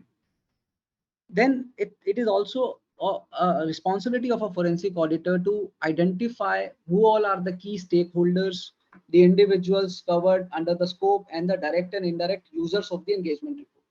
Now, there is a reason that why I explain the role of these regulatory authorities. Now, when I say the role of regulatory authorities, point number 3 on the extreme right hand side clearly points out that it is the responsibility of a forensic auditor to identify all key stakeholders, the individuals covered under the scope, and the direct and indirect users of the engagement report. That is very important, because again these reports can be taken by any of the regulatory authority if the matter is of a public interest.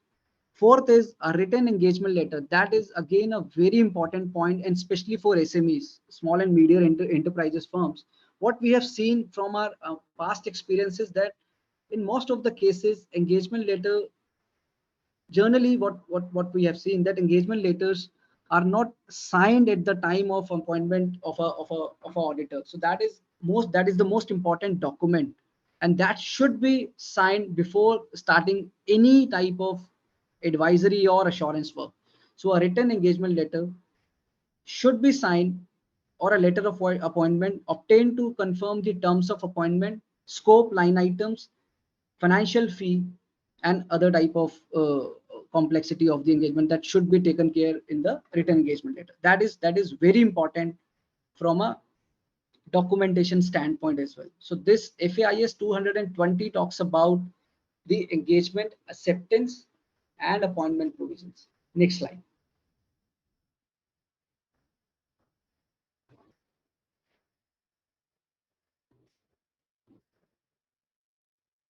Next slide. Yeah. Now, this particular slide here talks about the using the work of an expert. Now, first of all, there is a need to understand that what exactly is the meaning of expert. Expert means any person possessing special skills or domain expertise along with relevant experience and expertise in a particular area, field, or discipline. So this is again a very similar concept that we have in our auditing standards as well. We have similar type of concepts in our auditing standards as well, and that's why I mentioned in the beginning of my session that these forensic and investigation standards are also somehow driven from the auditing standards only. We have a specific standard which talks about in auditing standards that how we can use the work of an expert in our statutory audits as well. And we have a similar standard here as well, that it is the professional, it is the responsibility of a professional to make a determination of using the work of an expert or not in a particular engagement or assignment. Professional, whenever any expert, we are going to hire any expert, then again it is a responsibility of a professional to seek the authority to select, appoint, engage the expert, or evaluate the independence and objectivity of that particular expert appointed by others as well. This is very important. Whenever anyone is going to appoint any type of expert for a forensic mandate, that should be driven through a proper onboarding challenge or channel. Then it is the responsibility of a professional to seek the authority to select, appoint, and engage that particular expert, and that should be driven through a independence mechanism, and independence and objectivity should be followed while onboarding that particular expert for a forensic mandate. The professional shall evaluate the qualifications and credentials of that particular expert, whether he or she has a particular experience in this forensic and risk consulting space, or whether they were part of any type of a big forensic or investigation mandate.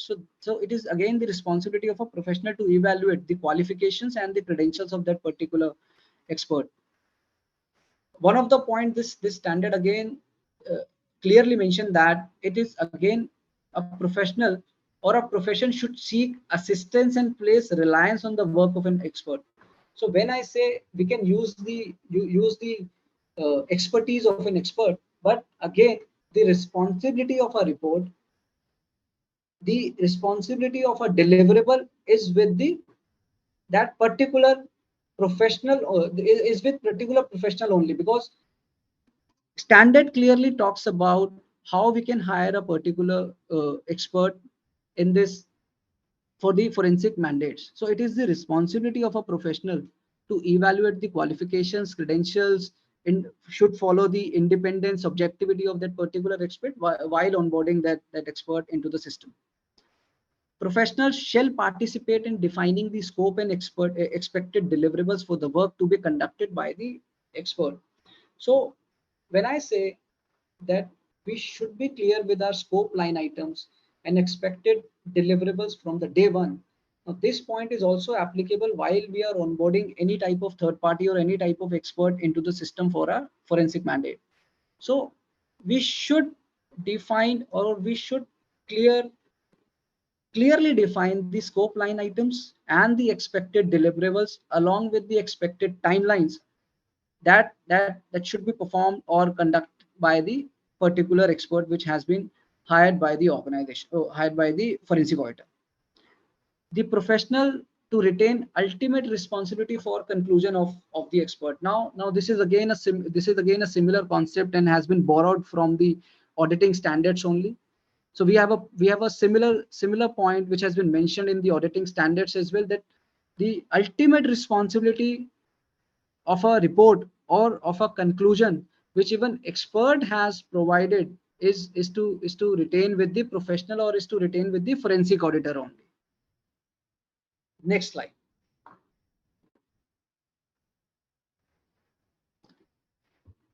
Now this particular slide talks about engaging with agencies. FAIS 240 talks about engaging with agencies. Again, we have numerous agencies which generally as a forensic auditor we can work upon. First is law enforcement agencies, regulatory bodies, adjudicating authorities. Now in some cases what we have seen, we have been appointed by directly by the SFIOs or CBI or ED. Sometimes we have been appointed by RBI. Sometimes we have been appointed by different adjudicating authorities as well. So our client, so we have to, while conducting these forensic engagements, we need to be prepared that we have to work with these law enforcement agencies as well in these forensic mandates. So whenever we are going to work with government agencies, we should be clear on some part. And whenever we are entering into a contractual relationship with these agencies, we should agree on the objectives, we should clearly agree on the scope, we should agree on the planned procedures which we have supposed to these government agencies from the day one. Second point which this particular standard talks about is to gain understanding of the applicable laws and regulations governing the respective agency. Now when I say that we need to gain understanding of the applicable laws and regulations governing the respective agencies, so let's say we have been appointed by financial intelligence unit for a particular forensic mandate. Now when I say we have been appointed by the FIU, and now we need to understand that FIU forensic intelligence unit reports to the Ministry of Finance. So this is the responsibility of a forensic auditor to understand, to gain an understanding of the applicable laws and the regulations governing these respective agencies as well, and who are the ultimate reader of their forensic and investigation reports. We should comply with basic principles with special emphasis on So one of the reason that the and one of the most important point, which definitely Sumit has covered in the first part of session, is with respect to the basic principles that how these forensic standards and forensic and investigation standards have been drafted by the Institute of Chartered Accountants of India. The basic principles, which and this is again, this has been borrowed from auditing standards only. Any type of mandate should be governed through an independent approach, through a it should have confidentiality clauses, objectivity, integrity. So these are some of the basic principles which should be part of any type of engagement. We should aware of all the roles and responsibilities in presentation of facts before these agencies, because so sometimes we prepare executive summaries of our findings, sometimes we prepare detailed reports as well.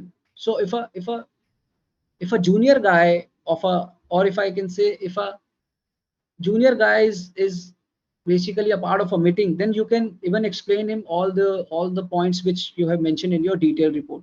But whenever we are going to discuss our reports with the CEOs or with the CFOs, then we generally prepare a 2-pager or a 3-pager executive summary of the entire report. So we should be aware with all the roles and responsibilities while presenting our facts before these agencies and even with other clients as well. A professional due care should be taken with regard to communication with these agencies.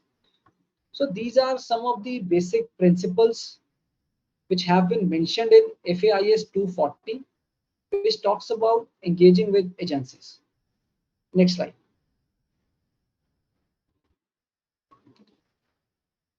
Before that, so just to recap what all we have discussed as of now. So we have discussed the entire 200 series. We have discussed that what exactly is the meaning of bribery. We have discussed how or what are the global regulatory landscapes which are applicable to anti-bribery and anti-corruption mandates. We have understand the meaning of uh, bribery, that it can be paid either in cash or even in kind as well. Then we understand all the all the 5 FAIS standards as well. Now this particular slide here talks about series 300, that is executing assignment. So these are the most important forensic and accounting investigation standards. FAIS 310 talks about engagement objectives. 320 talks about engagement acceptance. 330 again using the work of an expert. 340 engaging with agencies. 350 communication with stakeholder, and 360 talks about testifying before competing authorities. Next slide. So let's understand one by one all these series 300 standards as well. Now we have a similar set of forensic accounting standards and auditing standards. So we have a similar set of standard in auditing standard as well. So we have a specific standard SA 500 which talks about the planning of an assignment. So again we have a similar standard here as well. FAIS 310 talks about the planning of an assignment or a mandate. There are certain set of key provisions which have been mentioned in this particular FAIS. So one of the difference between engagement and assignment is that engagement is an overall contractual mandate between the professional and the appointing stakeholder. Now this appointing stakeholder can be a regulatory authority or a multinational client as well. Assignment means a part of the engagement or a specific group of tasks. So suppose sometimes clients appoints us to perform a detailed forensic or an investigation engagement. Sometimes client even asks just to perform the review of related parties, or just to review any type of financial or any type of assertion which has been mentioned in the financial statements, just to perform the review of debtors only, to perform the review of creditors only, to perform the review of related party transactions, to perform the review of cutoff dates, cutoff transactions. to perform the review of forex transactions. So these are sometimes specific group of tasks which can be part of a assignment as well.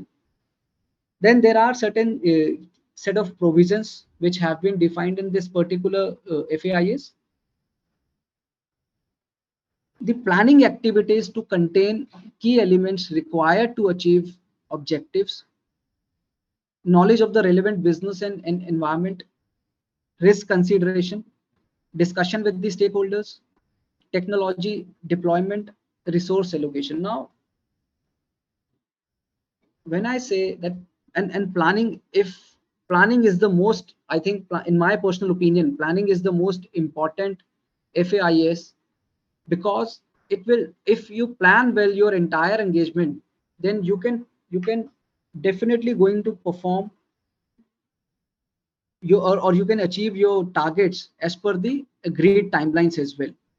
So whenever you have been approached by a client, and proper engagement letter has been signed between you and the client, then you should perform these 4 or 5 activities to achieve your target, to achieve your deliverable as per the stipulated timelines.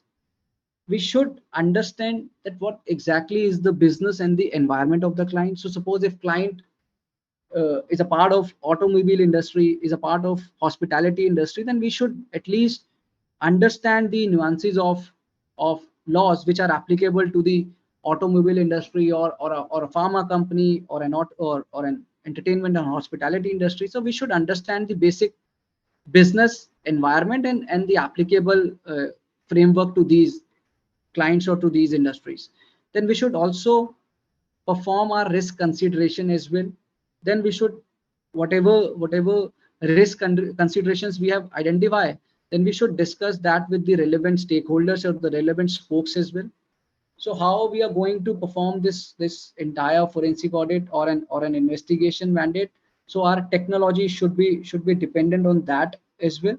So suppose if we have been appointed for a financial statement fraud, and there is a different set of technology and different set of expertise required for that. But if we have been appointed by the client just to perform the computer forensics or imaging of a laptop device or a mobile device, then we have a different set of technology as well as different set of experts. So this also dependent on the scope line items, that what exactly is the technology deployment on any type of a particular forensic mandate. Then we have resource allocation. So suppose, so forensic, and I'm definitely sure that Sumit has already covered that as well, that for forensic team is basically a combination of 3 or 4 type of different individuals. We have chartered accountants in our team, we have lawyers in our team, we have engineers in our team, we have market intelligence or a business intelligence guys in our team as well. Because when I say that we need to perform a forensic audit or a financial statement, we need to identify the financial statement fraud, then a chartered accountant can perform in a much better way in that particular set of assignment. But if the assignment is to perform the computer forensics or imaging of a laptop or a mobile device, then the engineer can perform in a much better way rather than a CA. So so the nature of my assignment is also somehow most critical factor for a resource allocation and a technology deployment standpoint. Now, one of the key provision which has been mentioned in FAIS 310 is with respect to work methodology that should be established, including any hypothesis formulated, together with the depth and nature of procedures to be conducted. So again, it is the responsibility of a forensic auditor to plan the assignment at a very initial stage or even before the kickoff meeting. That should be always advisable from our side. Next slide. Now, this is FAIS 320, which talks about evidence and documentation. Now, let me tell you from my personal experience that Documentation is the most critical part of any type of assignment, whether a statutory audit, whether a forensic audit, whether an investigation mandate, or any type of due diligence mandate. Documentation is the most important part of any type of mandate. So whatever you are concluding in your forensic audit report, that should be backed by the proper supporting documents, and that should be maintained in a proper record as well. Because what we have seen from our experiences, so let's say we are sitting at 2023 and we have been appointed by a client to perform a forensic audit. Now we have provided our report, but somehow we failed to create proper supporting documents for all the conclusions which we have provided in our report. Now in 2025, let's say any regulatory authority has picked up that particular case. Now, when we generally call by these regulatory authorities, so they always try to get all the supporting documents, all the documentation on the basis of which we have provided our conclusions in the reports. So that is why documentation is very important, and this concept has been borrowed again from the auditing standards as well. So we have a SA 230 which talks about audit documentation, and we have a similar standard in here as well, that FAIS 320, which talks about evidence and documentation. Now, discovering appropriate and reliable evidence and maintain relevant and sufficient documentation is again the responsibility of a forensic auditor only. Now, evidence can be in the form of uh, I can say that oral information or a written information, that or contained in any type of electronic form. So these are some of the typical examples of evidences. Then what exactly is the meaning of documentation? Aggregate. So whatever, so when I provide my conclusions or my confirmations in the forensic audit reports, that should be backed with proper evidences. And when I aggregate all the evidences discovered or gathered, along with a written record of all the work procedures which we have performed while conducting the forensic audit mandates, so all the aggregation of evidences can be termed as documentation only. Now we have certain set of key provisions which are mentioned in this FAIS 320. Now, obtain evidence from reliable sources and ensure evidence discovered is appropriate to the objectives of the assignment and suitable in the court of law. Obtain evidence from reliable sources and ensure evidence discovered is appropriate to the objective of the assignment and suitable in the court of law. Now, this is again a similar to the, so let's say if I need to obtain a confirmation from a debtor, and that should be a independent confirmation for the balance, that is a more reliable evidence as compared to the evidence which has been provided to us by our client.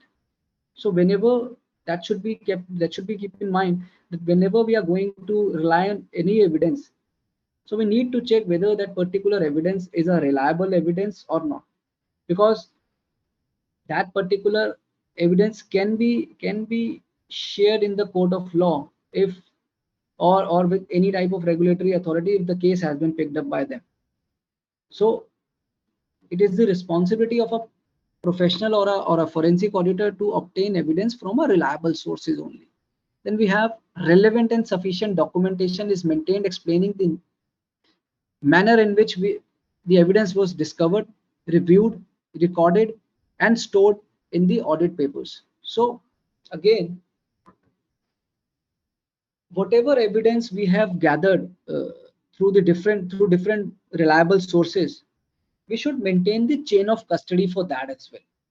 That is very important, that whatever conclusions or whatever confirmations which we have been providing in our forensic audit report, that should be properly backed with the reliable supporting documents, and we should maintain that how we have discovered that, how we have reviewed that, how we have recorded that in a system, and how we have stored in our system so that that entire evidence gathering exercise should be backed up with the proper chain of custody document as well. Ownership and custody of the documentation shall remain with the profession. That is understood. So whatever evidences, whatever supporting documents have been gathered by the forensic auditor while conducting the forensic mandate, that should be, so that the custody of all those documentation shall remain with the forensic auditor. So this is all about FAIS 320, which talks about evidence and documentation part.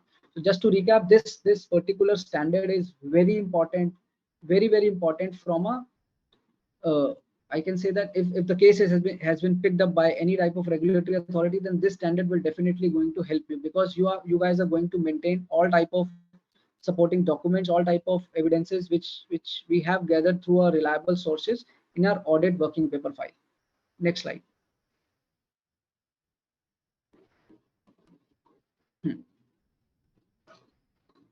Now this particular slide, FAIS 330, talks about conducting work procedures. So our so so we should appreciate the fact that these forensic and investigation standards are so beautifully drafted by our institute, because if you see, FAIS 330 talks about conducting work procedures, and that is very important approach. And that's my personal opinion, that approach and methodology is always a backbone of any audit. If your approach and methodology is perfectly fine, then definitely you're going to achieve the agreed results, and there should not be a expectation mismatch between you and the client. So your approach and your methodology for conducting any assignment is very important. Now when I say work procedures, conducting work procedures, that is FAIS 330. So one of the provision which is mentioned in this standard is, we should develop our work procedures in line with the agreed scope and objective. So my scope of the engagement, my objective of the engagement should align with my work procedures as well. Otherwise, there will definitely going to be an expectation mismatch between you and your client. So whenever any forensic audit or any mandate has been given to you, then your approach and methodology should be in line with your agreed scope and objective of the mandate. Now, what exactly is the meaning of work procedures?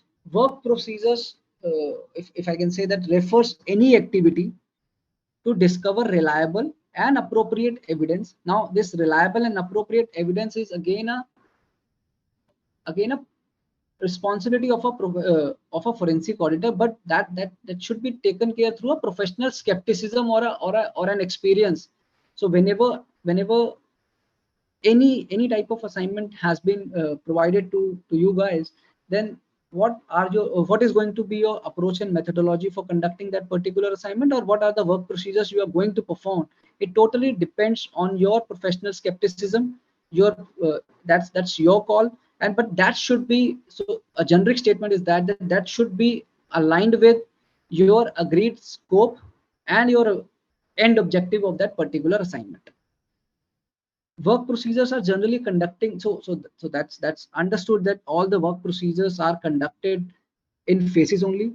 So if I just explain you guys that how generally we can perform our forensic, or if we have to create a entire forensic audit plan. So the starting point is initial meeting with the client. Then we have to consider terms of the engagement. Then we need to agree on the scope of investigation as well. Then we need to perform certain set of conflict checks or interest checks.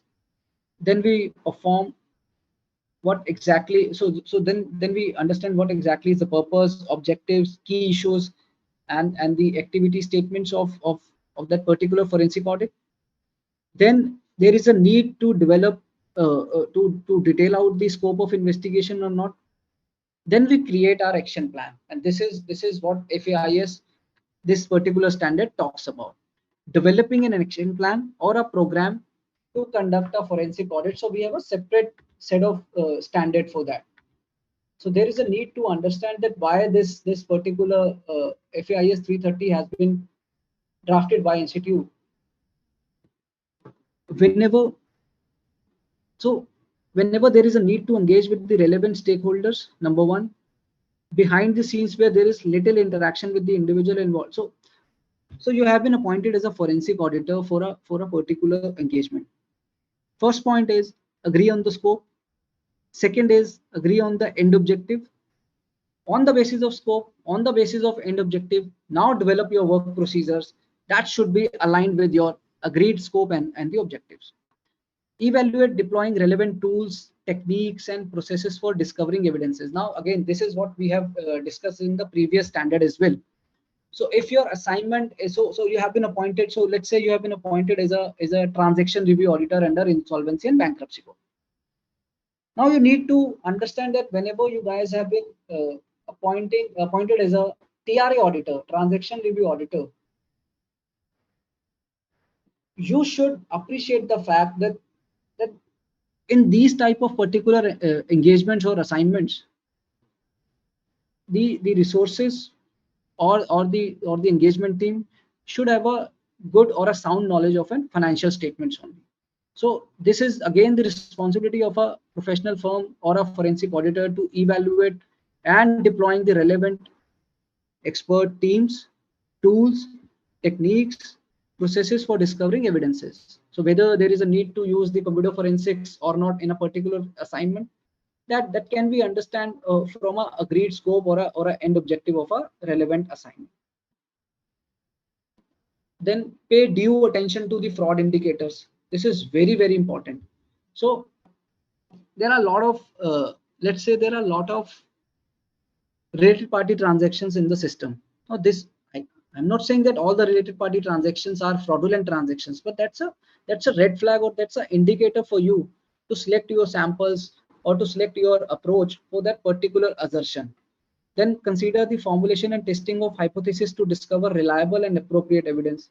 So it is again the responsibility of a forensic auditor to consider different hypotheses while conducting the forensic audit. So we have to create a story.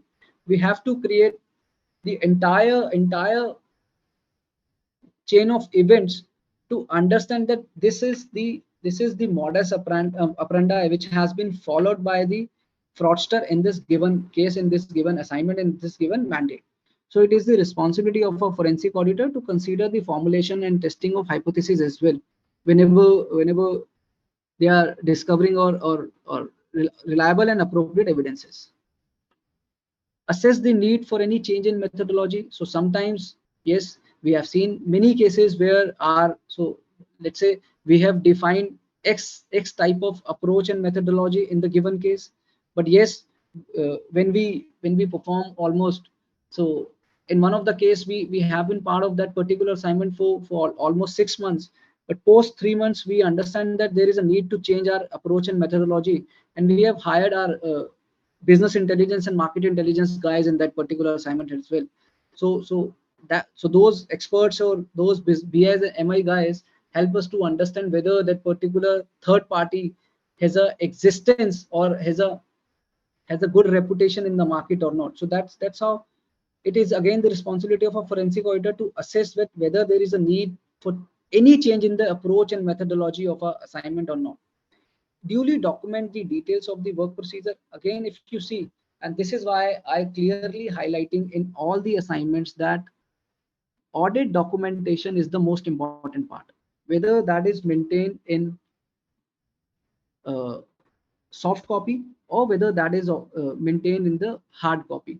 It should be properly maintained as per the auditing as per these forensic and investigation standards. So it is the duty of the auditor to duly document the details of the work performed, the outcome of each work procedure, limitations faced, and conclusion drawn.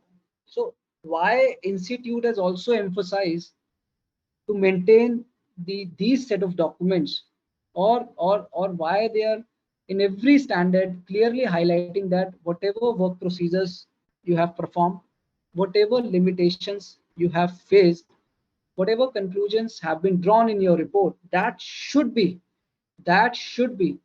properly backed up with the audit documentation. That is very, very important, because again, we don't know at this point of time that this report can be taken by a regulatory authority in future. So always keep in mind that whenever you have been appointed as a forensic auditor, or any type of auditor, so I always say, so I generally speak on auditing standards as well. So whenever in my sessions, I always say that whatever is your conclusion in or confirmations in forensic mandates, or your opinions as per SS 700 and 705 in statutory mandates, you should maintain proper audit documentation, that what exactly are the work procedures you have performed, what are the limitations or disclaimers you have faced while conducting the forensic audit or the statutory audit, and what are the conclusions or opinions you have drawn in your report. That should be properly backed up with the audit documentation. So this is all about conducting work procedures. Next slide.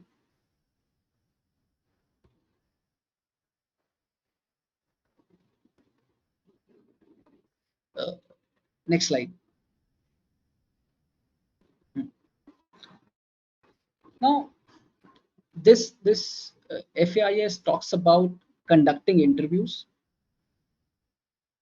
So when we were discussing the when we were discussing creation of a forensic audit plan, so we have discussed that we need to develop action plan and program for any type of mandate. Then we need to communicate all the objectives and approaches to our key team members as well. We need to recognize all the issues, whether any site visit is required, whether any inspection is required, whether any third party visit is required. We need to understand that as well. Then we select our samples, perform information seeking discussions, review documents and records, assess all the risks, assess internal controls. Then we initially assess and review all the information which has been provided to us.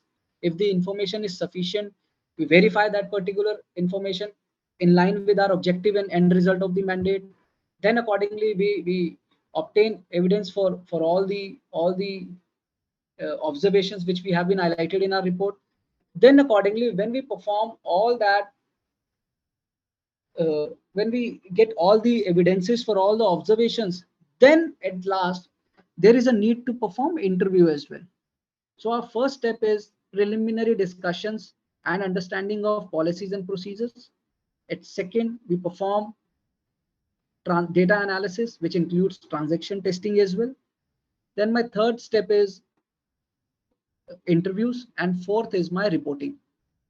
That includes draft and final report. And fifth is, which is very important for all the members, is invoicing. And that is why that's the most important part of any type of mandate.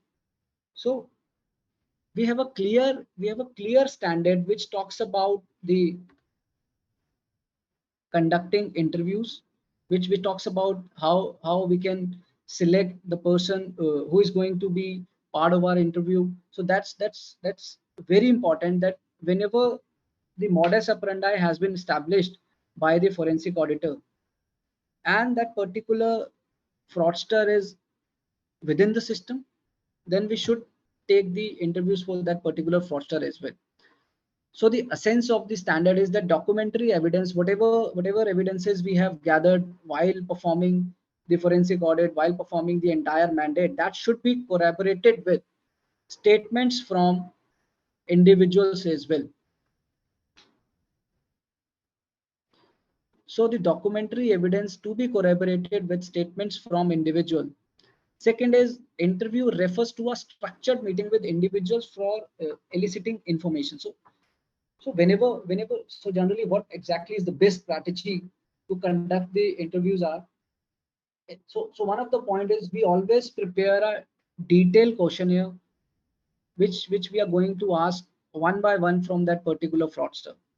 So always prepare the detailed questionnaire whenever you guys are going to conduct the interview of any type of any fraudster in any type of mandate.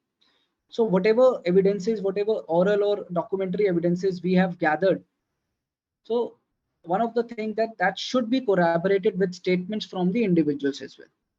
Now, interviews shall be conducted after due preparation and planning, because that's very important part of any assignment. So the interviewer to develop a methodology which includes essential steps to conduct an effective interview. So generally we starts with the with how what with the background of that particular fraudster. Then we understand what are the roles and responsibility, and accordingly we start asking all those pointers which we have identified through different sort of evidences, and there we need the corroborated effect from that particular fraudster to generally to corroborate that whatever documented evidences we have gathered, that should be backed up with the statements of that particular fraudster only.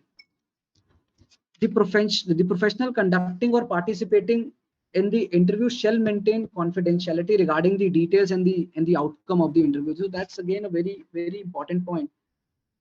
Whatever we have gathered through the interviews, that should remain confidential between the relevant stakeholders or the spokes, or between the spokes. That is very important, because whosoever is the forensic auditor, whosoever is the professional conducting or participating in that interview, he or she shall maintain proper sort of confidentiality regarding the details. That is very important.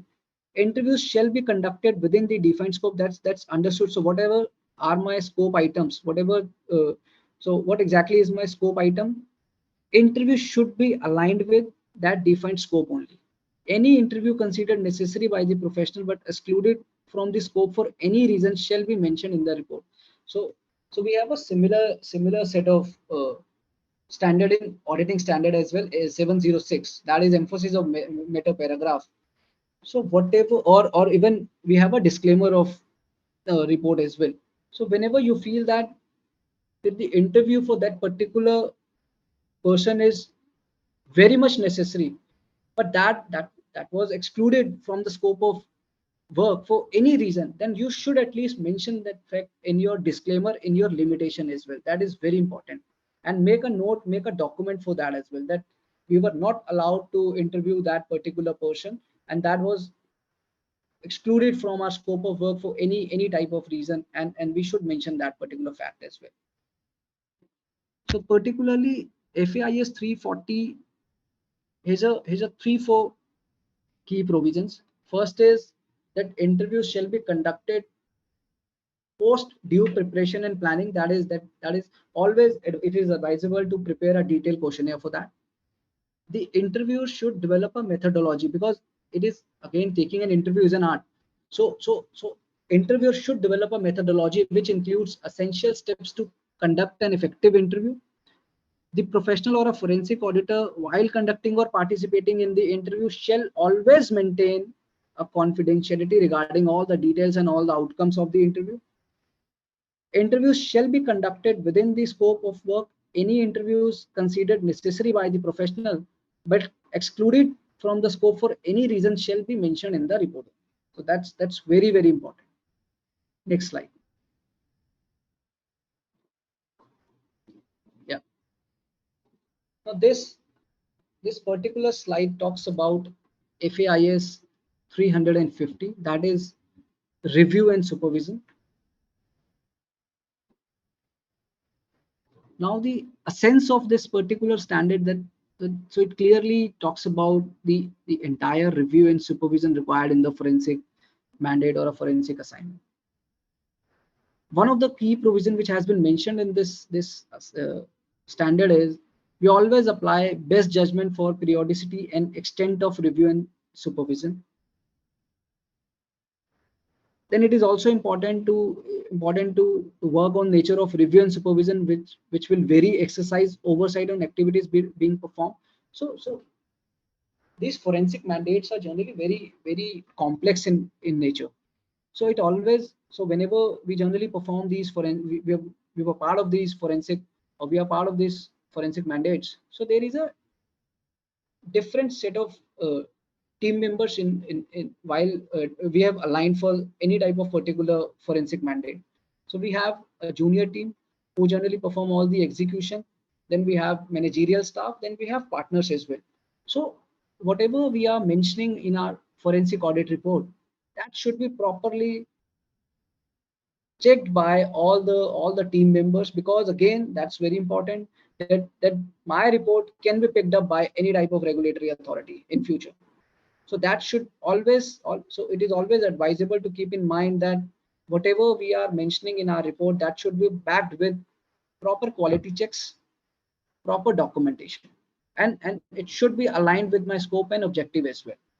Review the plan during the assignment to evaluate if circumstances have changed significantly to revisit the plan. So whatever the initial plan we have prepared for a forensic mandate. So let's say forensic mandate is to review the books of accounts for 5 years, and while working on that particular assignment, and it's been now 3 months, and post 3 months we identify some more red flags into the system, and which are prevalent in the company's books of accounts. Now there is a need, or there is a time to at least once again go through the entire, to review the entire approach and methodology. And if there is a need, then we should automatically change the plans as well for our approach and methodology. So this will definitely give us a better result. Work procedures conducted and the working papers prepared to be reviewed by again the supervisor. That is very important. So whosoever is the manager in the partner is the, or whosoever is the manager in the forensic mandate, or the partner in the forensic mandate, that's their duty as well to properly review all the working papers on the basis of which we have uh, prepared our report. What are the work procedures which we have conducted while working on the any type of forensic mandate, that should be reviewed by the supervisor. And that's very important as well, because whosoever is signing the report, it's not his or her responsibility only. That's the responsibility of entire team to work as a one team, and to review the entire work papers, to review the entire approach and methodology, and to review all the deliverables, whether that's a draft deliverables or a final deliverables. That should be properly reviewed by the supervisor as well. That's very important, because and you guys will also appreciate the fact we have a specific standard for that as well. So somehow institute, when these forensic standards were drafted by our institute, they have also taken consideration for these points, because review and supervision is again the most important part of any type of assignment.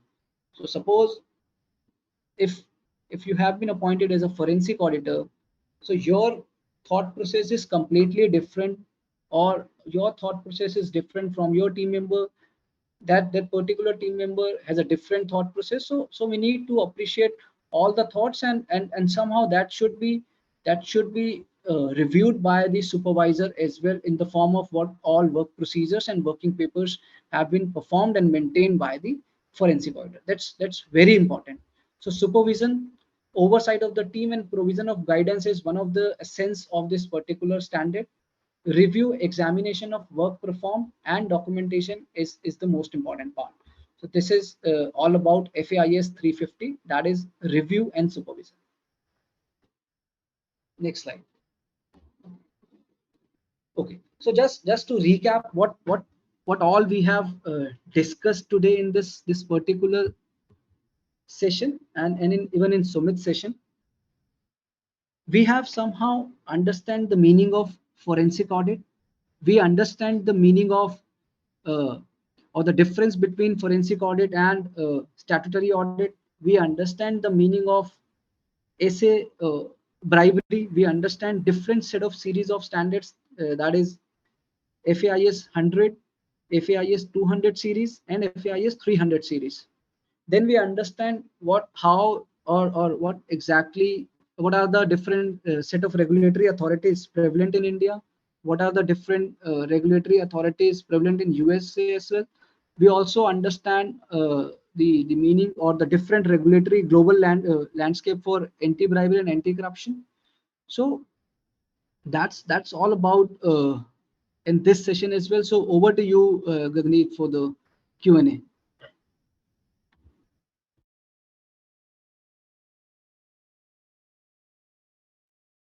Thank you so much, Himanshu sir. We have a lot of questions coming our way, and I have set some of them with you, and I'll be adding on to the questions. Should I dictate them, or will you Okay, be okay, able to okay, okay. access them? Let me see that. Okay. So is there a concept of materiality in understanding value of bribe? So just to uh, I reiterate here is that the concept of materiality is not applicable in the case of anti-corruption and anti-bribery mandates. So there is no such concept of materiality in these assignments. If you pay a bribe of just rupees 100 to a government official, then the repercussions are same if you pay a bribe of, let's say, 1 crore to a government official. Is it important for forensic auditor to inform enforcement agencies about the fraudulent event taken place in cases where other entity has appointed for?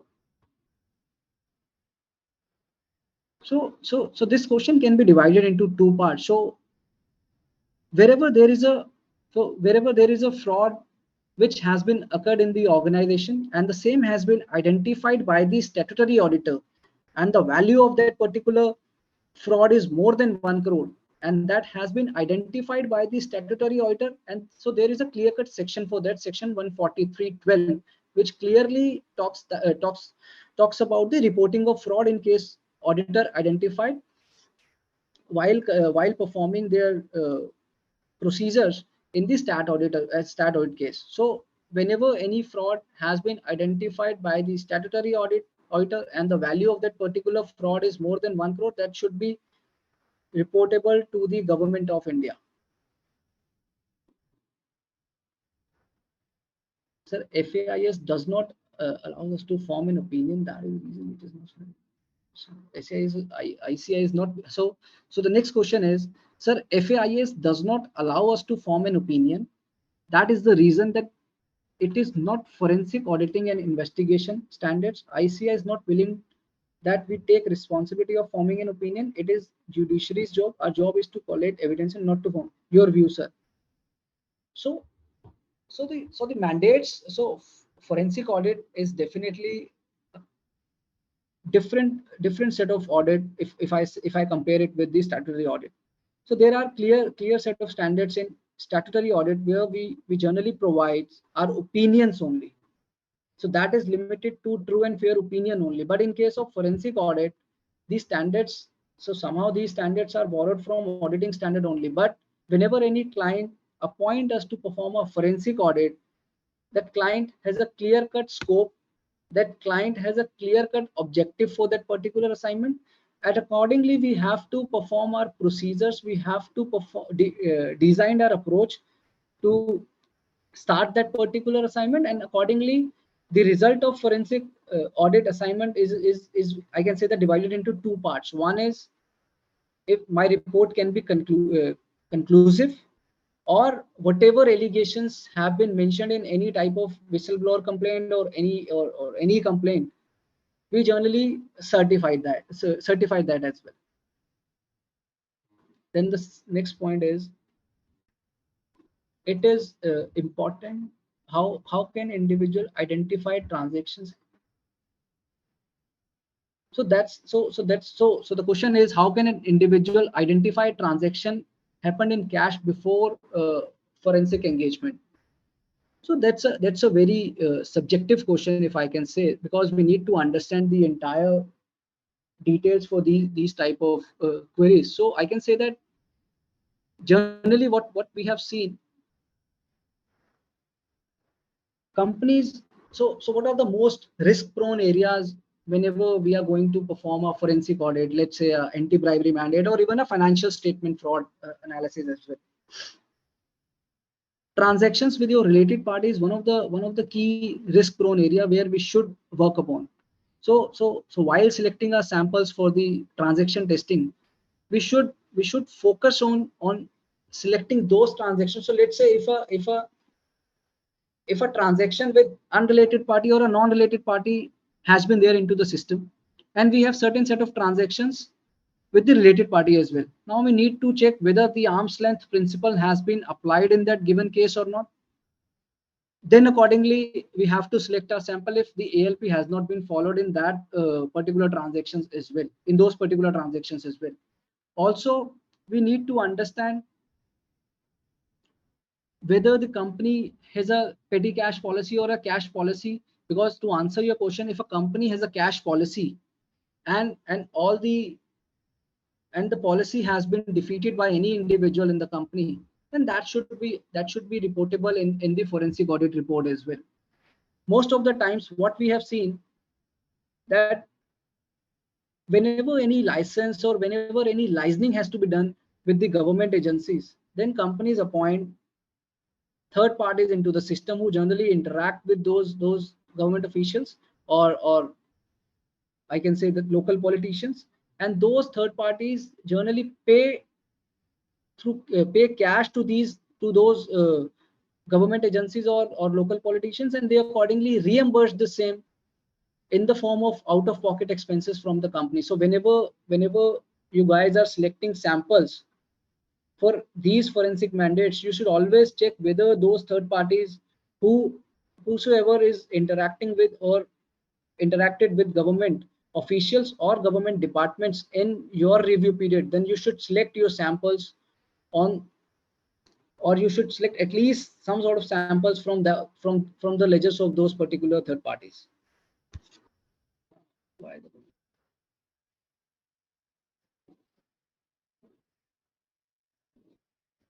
So why the concept of social engineering is not included in the FAIS? So just to apprise you that and this is what Sumit has also mentioned, and I have also mentioned in my session as well, that we need to appreciate the fact that our institute is the first accounting body in the world who have basically drafted or released these forensic standards for its members or for its for other stakeholders.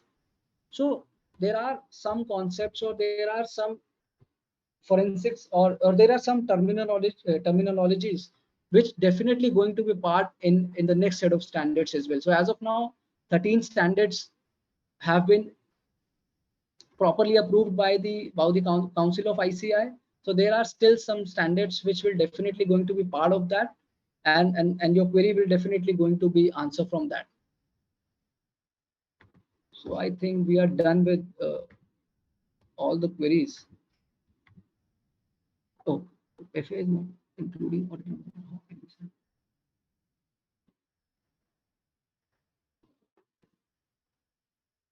So over to you, in case if anyone has any query, then they can reach out to the Digital Accounting and Insurance Board, and accordingly me and Sumit will definitely going to answer that as well.